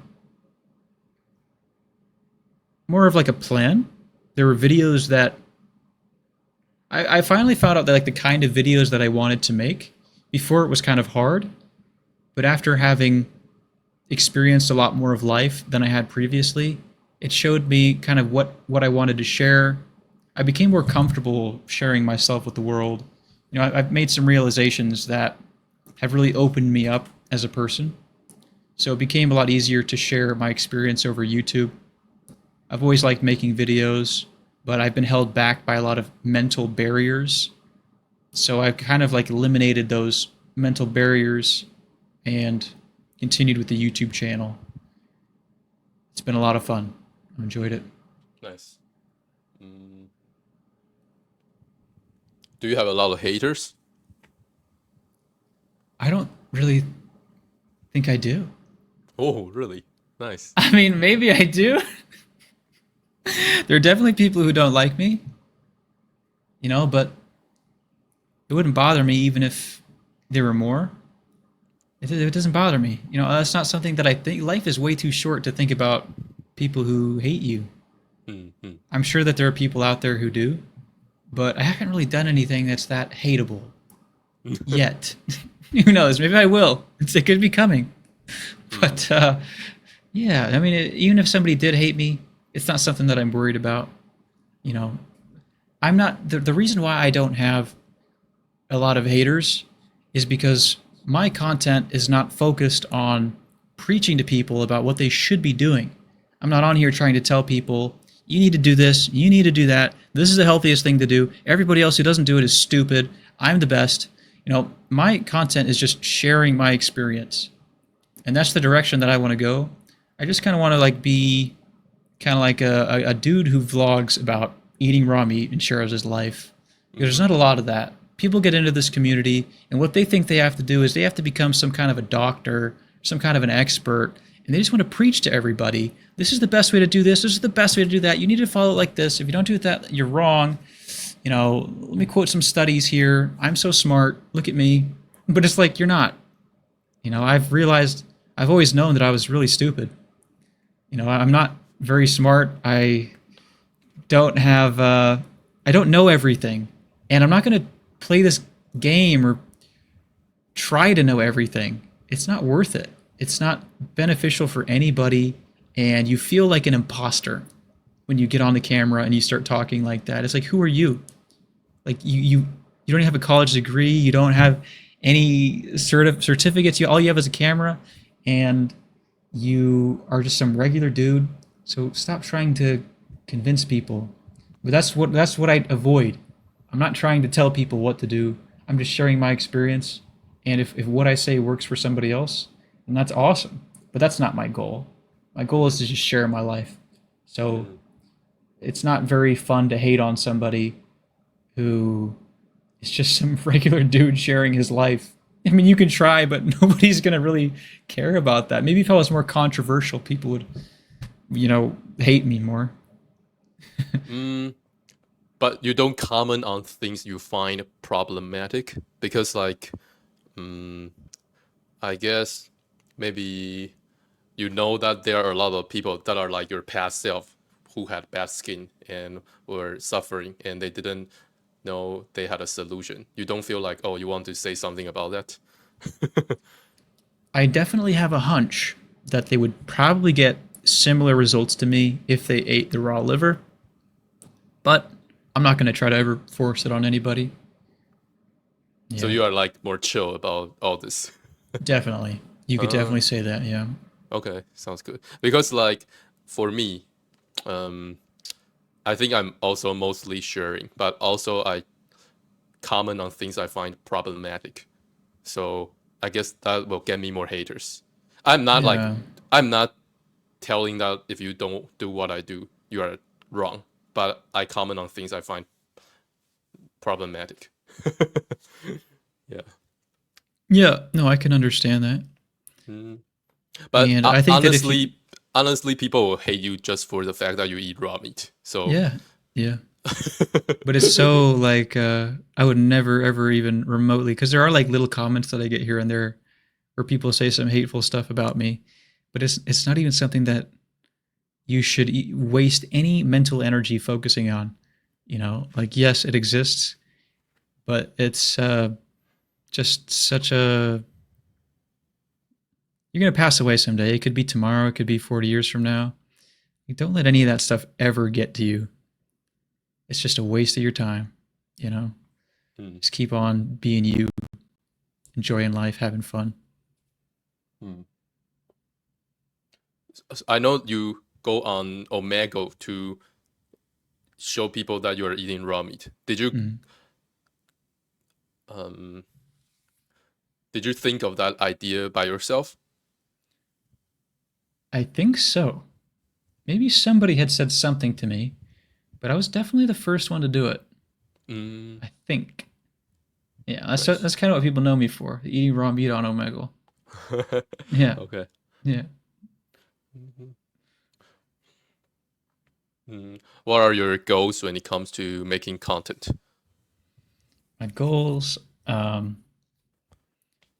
So yeah, I just want to share my experience. I want to travel a lot more and share my experiences traveling and going to different places and getting out there more. Um, and basically just show, I don't know, the unique perspective of somebody's life who eats raw meat, travels, lives like a normal person, interacts with people, and yeah, just want to document it with the world, just kind of share it, and with also, there's the whole thing of like spreading the idea that raw meat is healthy. So it's a combination of those two things. Okay, I see. Mm.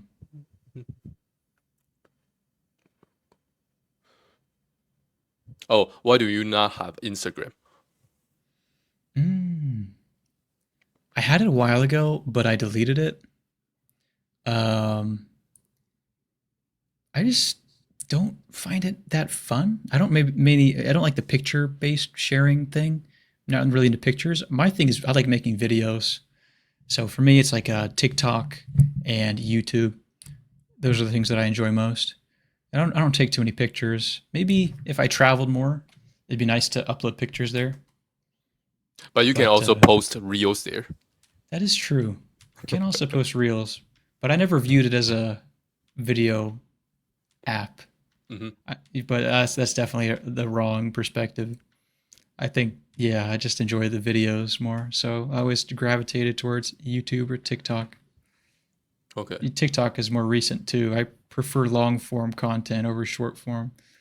It's more personal. You learn more. It's more of a story.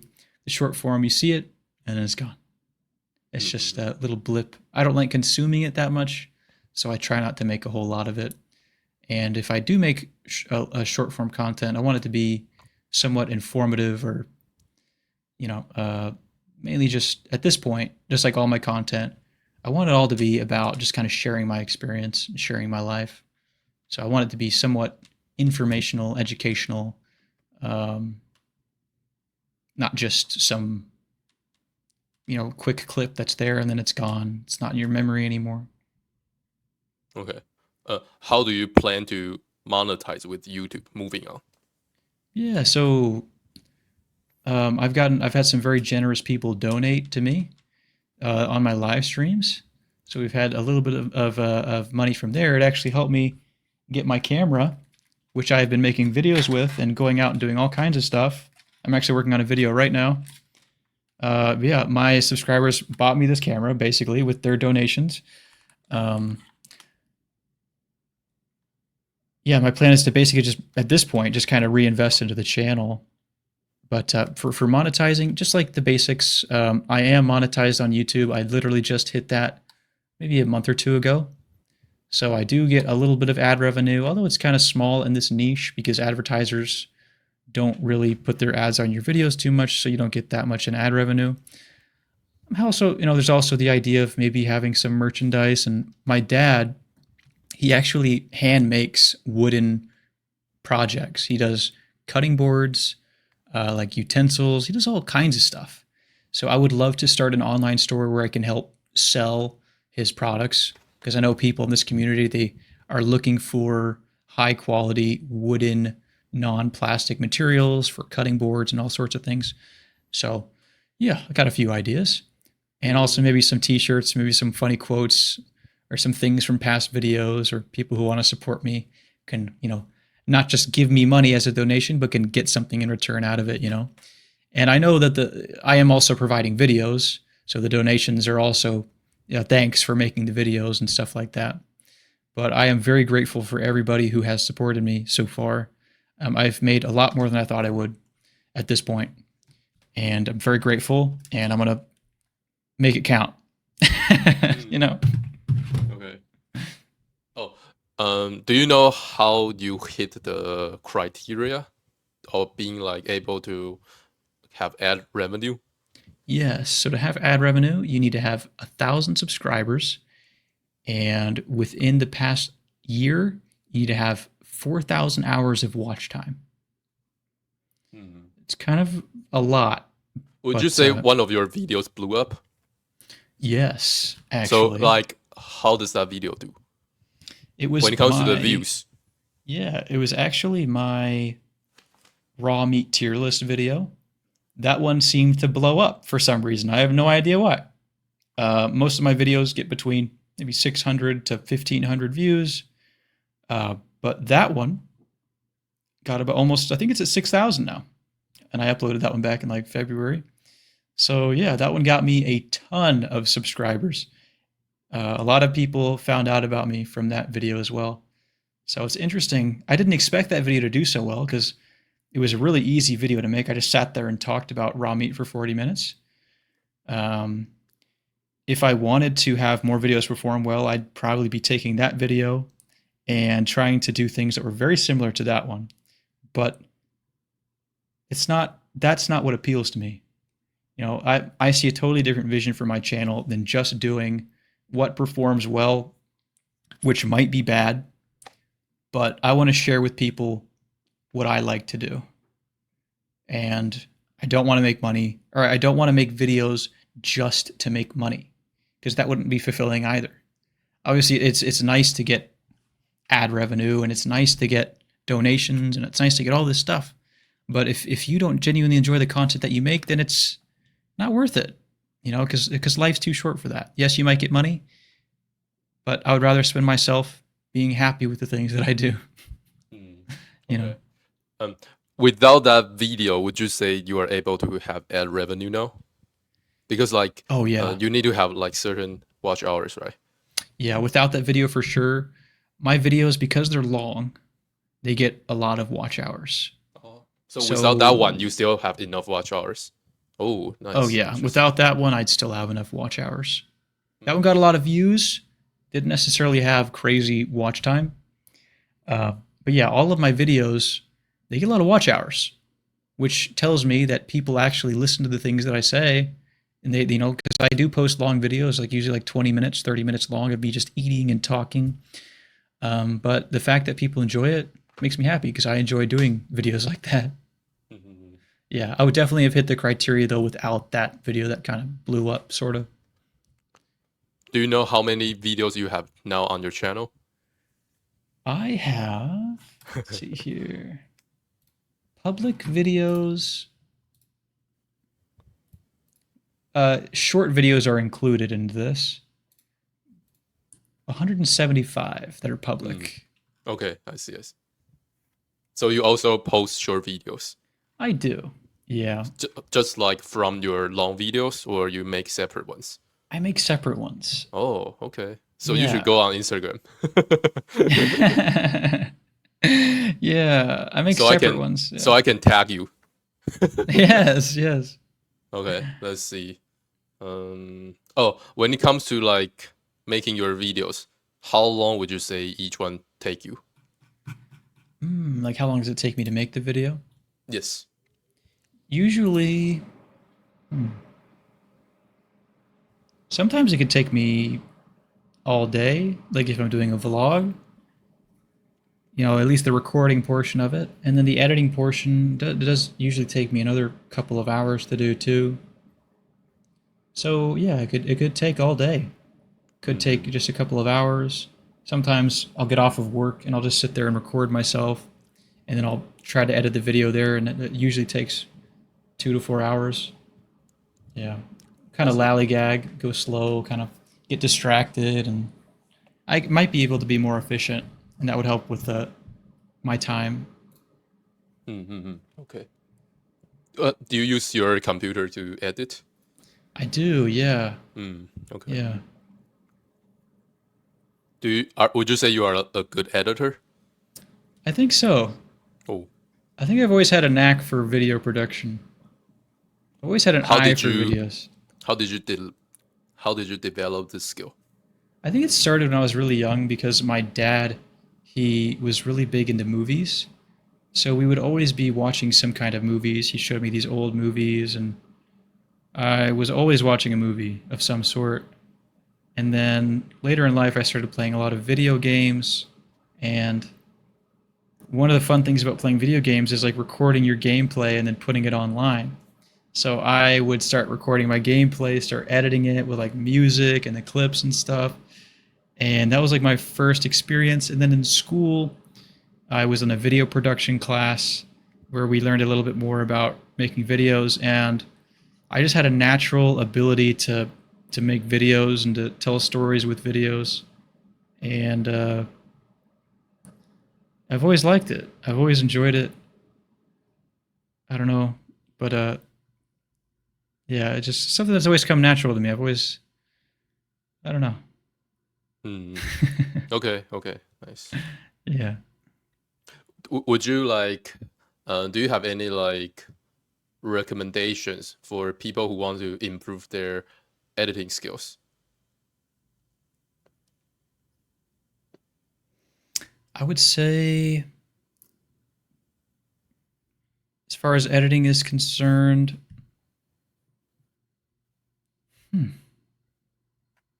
How I can don't they know. become a, It's kind of like an art. It's kind of like a editing is like just like painting something.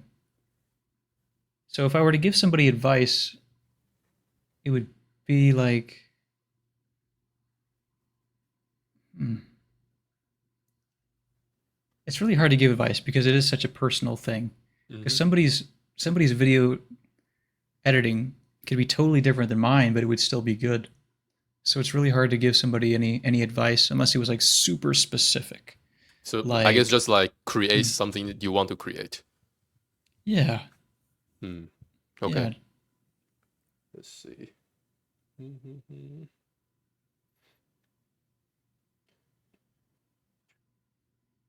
Mm. When it comes to, let's see, in general, in general, do you have any people that you recommend others to check out? Yes, I do. I'll say Scott Hall is a very important one. I've got my friend who makes YouTube videos. I've been friends with him for a while. Met him in real life too. We eat raw meat. Well, obviously, I eat raw meat. He eats raw meat too. His YouTube channel is River Dungeon. I would definitely recommend people check out Brooke Doesn't Cook. Who else would I recommend? Andreas Nilsson. It's another one. We had Scott Hall already. Yeah, those are the people that I'd recommend. The people you talk about were all focus. They all focus on diet, right? Yeah, Do you have other recommendations, just in general? there's a channel I really like that I'll share with you guys. There's a couple of channels actually. One of them is called Cemetery Fog. It's a great channel. He makes content very similar to how I want to make content. Um, just check out his channel. He just does like vlogs. He travels, and he looks like he has a lot of fun. He talks about being unemployed, making YouTube videos, and just kind of living off of all of that. So he's very inspirational to me. I like his stuff. Um, Another good channel would be Jacob Jones. He just makes kind of like ranty videos. He's kind of funny. He'll do these funny videos where he's like smoke. Like the title of the video will be like "Day Drinking in a Public Park at 3 p.m." And he's just this just chill dude, just sitting there, just just like having a glass of whiskey. Just like he's like super upbeat, talking about certain topics, and he just like posts so many videos just like that, like smoking a cigarette at 3 p.m. while I drink a Bud Light, or like it's like super funny. I just love their personalities. They seem like such free, happy people. Um, so those are two channels I recommend people look into. Mm. Okay. Well, mm, I want to be able to make money on YouTube. Uh-huh. So, what advice would you give someone like me? Yes, just be consistent. Um, Thumbnails are important. Um, Titles are important. You want to make people intrigued. You want to give people a reason to want to like click on your videos.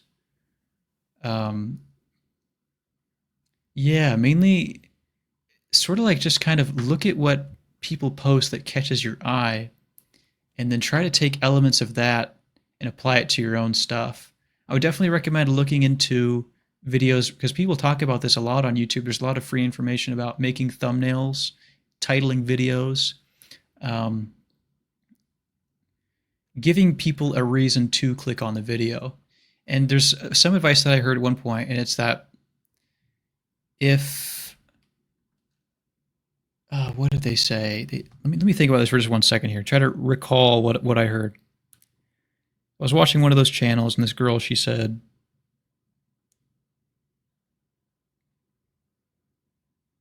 something about how, like, if you don't, this is probably not it, but it was, if you don't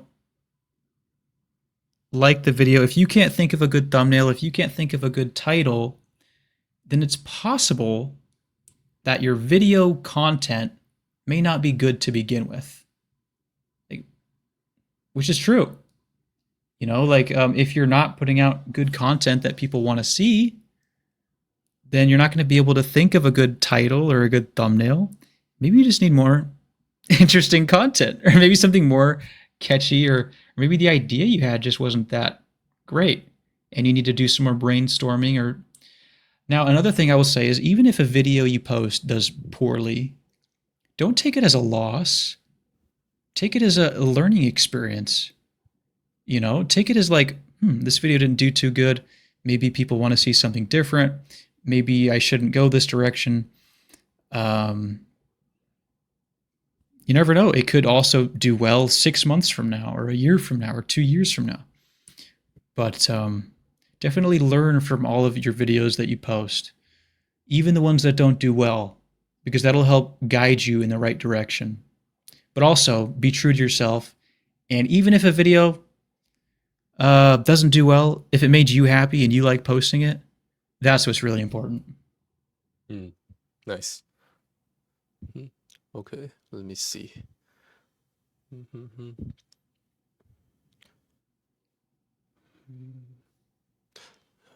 Can you say something that's like pretty controversial, but you think it's true? I can give you some like directions. Maybe you can talk about hospitals. That's one direction. So, I mean, I think there's a lot of people who would agree with this, but hospitals, they treat symptoms, but they never get to the root cause of the issue. You know, which I believe the root cause of almost every single issue has to do with diet and lifestyle. You know, so that would be my controversial take on doctors. What would you say to people who disagree with you? To people who disagree with me on that,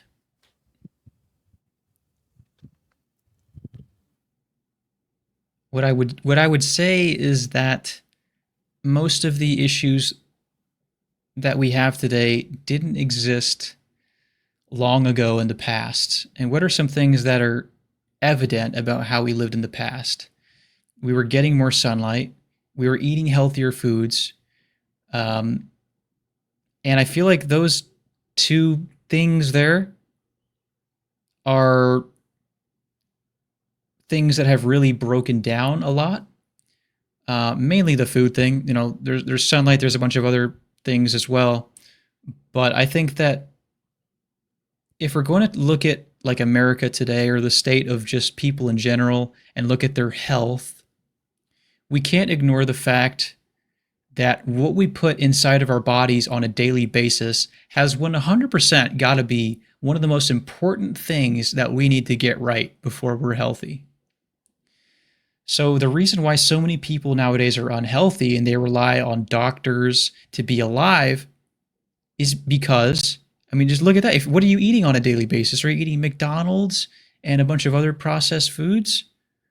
Like, that has, in my opinion, got to be the number one thing that we need to address to get to the root cause of all of the issues that we're so desperately trying to treat with hospitals.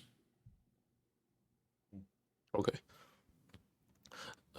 You mentioned that your skin was pretty bad before, and it really hurted your mindset to the point that you didn't even really want to live. I think right now there are right now there are a lot of people that are like this. Um, if they really want their situation to be better, but they can find a solution. If they, let's see, if they are really desperate to improve their situation right now, but they can't really find an answer, what would you tell people like them in a way that it's not too direct? Because like people are not going to accept ideas that are too crazy, I guess. Yeah.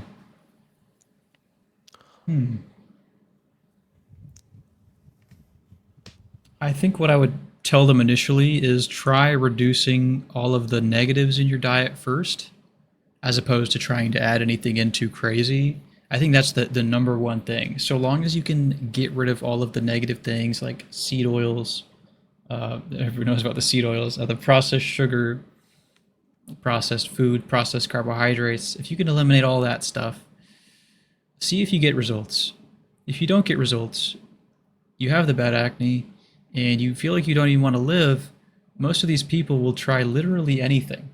You know, there's people who are putting their own urine on their face trying to cure acne. You know, people try everything for acne, and this isn't that crazy. You know, if you could fix your skin, regain the will to live, and be confident with what you look like, you're not going to, you can't avoid trying raw liver. It's such a small thing that can make such a tremendous difference. You know, that's what I would say. So even if they are going to feel like you're crazy, you still want to tell them this. Yeah, you know, if the conversation arose and they asked me about my skin or how I cleared my acne, or maybe they have bad acne, I would definitely tell them. Now, I do feel for them, you know, because I know that they usually do feel very hopeless. You almost feel like nothing could really help. You hear somebody give you some recommendation, but it's crazy and you don't know what to do. And that's how I felt the whole time that I was trying to fix my acne, because it's like, it feels like nobody gets it. Nobody understands. There's nothing that works for me, except for the raw liver. Okay. For people that are afraid of raw meat, what would you tell them? I would say good. You know, stay away from it. Maybe this isn't for you. You know, most feel like the only people who really ever give raw meat a shot are people who have a reason to do so. And I'm not going to sit here and try to convince somebody who doesn't have a reason to do it. You know, I'm going to do what I do. If you're scared of raw meat, I think it's an indicator that everything is probably going okay in your life. And you probably don't have any reason to need to change your diet. You don't have any reason. So, I don't know, it's hard to relate to them because I was somebody who was so desperate, and not a lot of people ever will get that desperate. Maybe they will, but it'll be a lot later in life. The problem is, later in life, when you have diabetes, you know, you can't really cure diabetes. You kind of have it forever. You know. Whereas, I don't know. I took this indicator that I had acne, that there's something wrong that needs to be fixed. And I feel like if I would have left it unchecked, it could have turned into something much worse later in life. That's my theory. Hmm. Yeah. Okay. Let's see. There have been some news saying that people got really sick or even died because of raw food. What do you think about those news? I would have to take it case by case just to see. I think most of the time you're going to find that the source of the raw meat was bad. Maybe they probably also ate something additionally with the raw meat that could have caused the issue. I feel like in most of these cases, they didn't just eat straight raw meat. Now, a lot of sickness is actually just detoxification.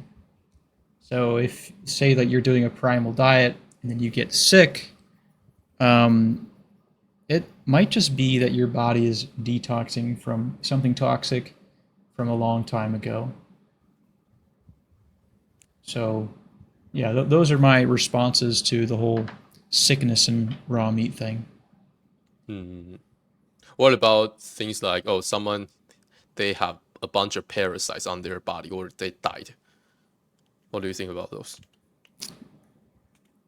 I don't think they ate raw meat.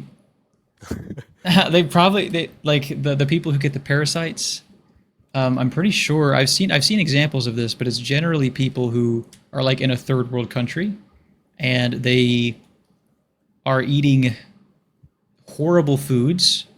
They have horrible living conditions, or some other exposure to other bad things. I don't think that people are getting parasites here in the West, or I don't know, even in smaller tribes where they're eating lots of raw meat. I think it's caused by unnatural living conditions, probably dirty, nasty water that's being consumed. But I don't know that they want to blame it on the meat because maybe that person had eaten meat at some point, but I think it comes from something else. Hmm. Mhm. Okay, I see, I see. I want to ask about like skin topic again. I want to kind of change my question. Mhm. Yeah. So you mentioned that in the past your skin were pretty bad, and it really hurted the way you feel about yourself. Um, to someone that's in your previous situation right now, how would you encourage them? Mm. Yeah, what I would say is that I would definitely encourage people to actually read books about like mental health. There's a couple of books that I have here that I can recommend to you that have kind of helped me as well. Pull them up here. Got a list. I got them on my Goodreads here. So one, you should read a book called The Four Agreements. And kind of what it talks about is if, say, somebody says, you're ugly because you have acne.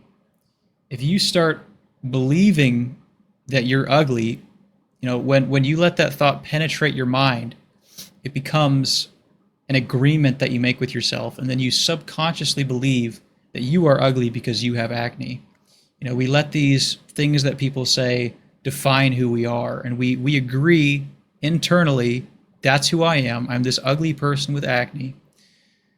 So that's something that you can learn about in there, the Four Agreements. And then there's another one. It's a very basic self-help book. It's very popular. It's called The Untethered Soul, The Journey Beyond Yourself.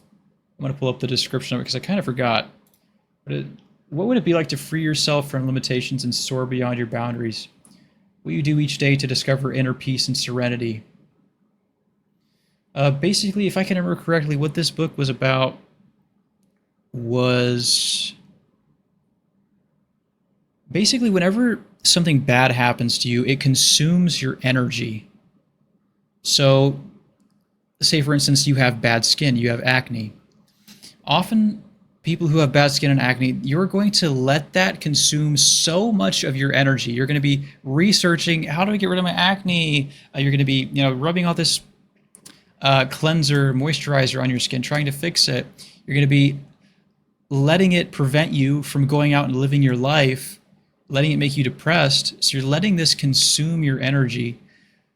But the thing with something like that, or any sort of negativity in your life, is that you have to let that negative energy go through you. You have to let it pass through you and exit the body. You can't hold on to this negative energy. You need to move on. You need to keep going. You need to, in terms of acne, I think you need to just Don't focus on the negatives. Don't focus on that. Focus on improving it. Focus on other important things in life. Yes, the acne might make you feel bad about yourself, but you can't let that consume energy, time, because at the end of the day, like say you're somebody who really struggles, you could have spent a quarter of your life just sad because you had acne. That's a quarter of your life that you could have lived and enjoyed it. So don't let it affect you mentally, and then eat raw liver. Eat lots of raw liver because it's going to help. I promise. That's pretty cool. How good would you say your skin is now on a scale of 1 to 10? I would say it's maybe at a 6 or a 7, whereas before I would probably rate it like a 2 or a 3. So it's made a huge. That's a really good way to put it. That's actually a great way to put it, because a lot of people will think to themselves, either I have acne and I'm a 0, or I'm clear and I'm a 10. But it really is a spectrum. If your acne was super bad, super cystic, that's definitely a 1 skin quality. Although I do still get little breakouts here and there, and I still am susceptible to little bits of acne, it is so much better than it used to be. So yeah, I'm very happy with my skin. You are saying that although you eat a whole food diet, pretty much raw carnivore diet now, you still have breakouts sometimes. Yes. And I think that it goes beyond the diet often. I think that the acne that I still get is probably just related to stress and not sleeping enough and not getting enough sunlight. Yeah, there are definitely other factors. Definitely. Interesting. Okay, guess we are coming to an end. I hope I don't miss good questions. No, it's okay. You asked some really great questions, man. I've really enjoyed this. Nice. Do you want to promote your social medias or things like those? Yeah, if you guys want to follow me, my YouTube channel, it's just Primalism, just at Primalism on YouTube. Basically, you guys kind of have heard about my perspective and what I make videos about. I just eat raw meat. I share my experience. I'm not trying to be some guru. I don't know everything. If you relate to what I do, then that's awesome. And I hope that you enjoy the videos. You can also find my short form content also on my YouTube channel, or you can go over to Primalism YT and check me out there if you want to see more like shorter content. But the bulk of my content is going to be over at YouTube. Okay. How has posting yourself eating raw meat on TikTok been going for you? Because my account got banned for eating raw meat. That's crazy. It's been going pretty well. Right now, my account is like about 3K followers. I used to have about 11K. Yeah, so that was very discouraging. Yeah. I find that although I like TikTok and I do see how it can be beneficial, it's easy to reach a lot of people. I'm not very good at it. My thing is more so like long form content. So I just enjoy it more. I personally like watching long form content more. It has been going well on TikTok. I've talked to a lot of people. Some people have found out about me through TikTok, but it's not something that I'm trying to actively grow so much as I am my YouTube channel. Has your videos been banned by TikTok? I never had anything banned, but I did post a video that got muted. Oh, okay. And the only thing I was doing on that video was eating meat. I didn't even say a single word, and they muted it. Okay. That's funny. Yeah. Do you have any final words for people that are watching?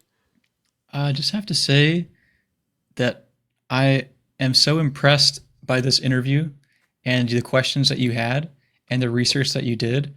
And this was a lot of fun. You asked some really good questions. We talked about a lot of great topics.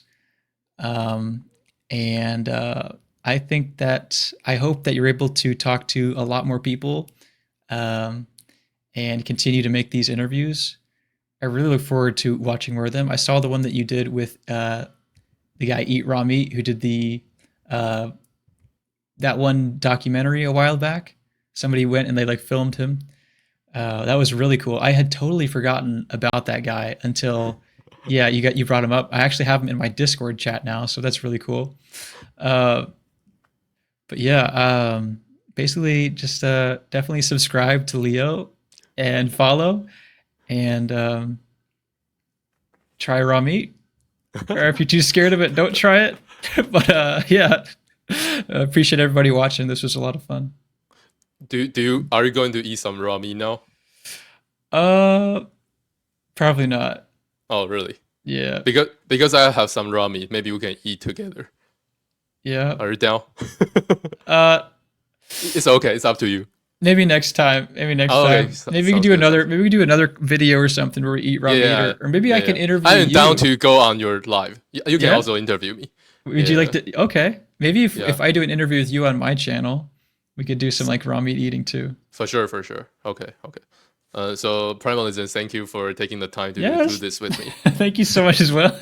Shaking hands. Yeah. Yeah. Hope you have a good rest of your day. I'm going to stop recording. So thank you guys for watching. Thank you, everybody. Subscribe to him. Yeah. Let's go.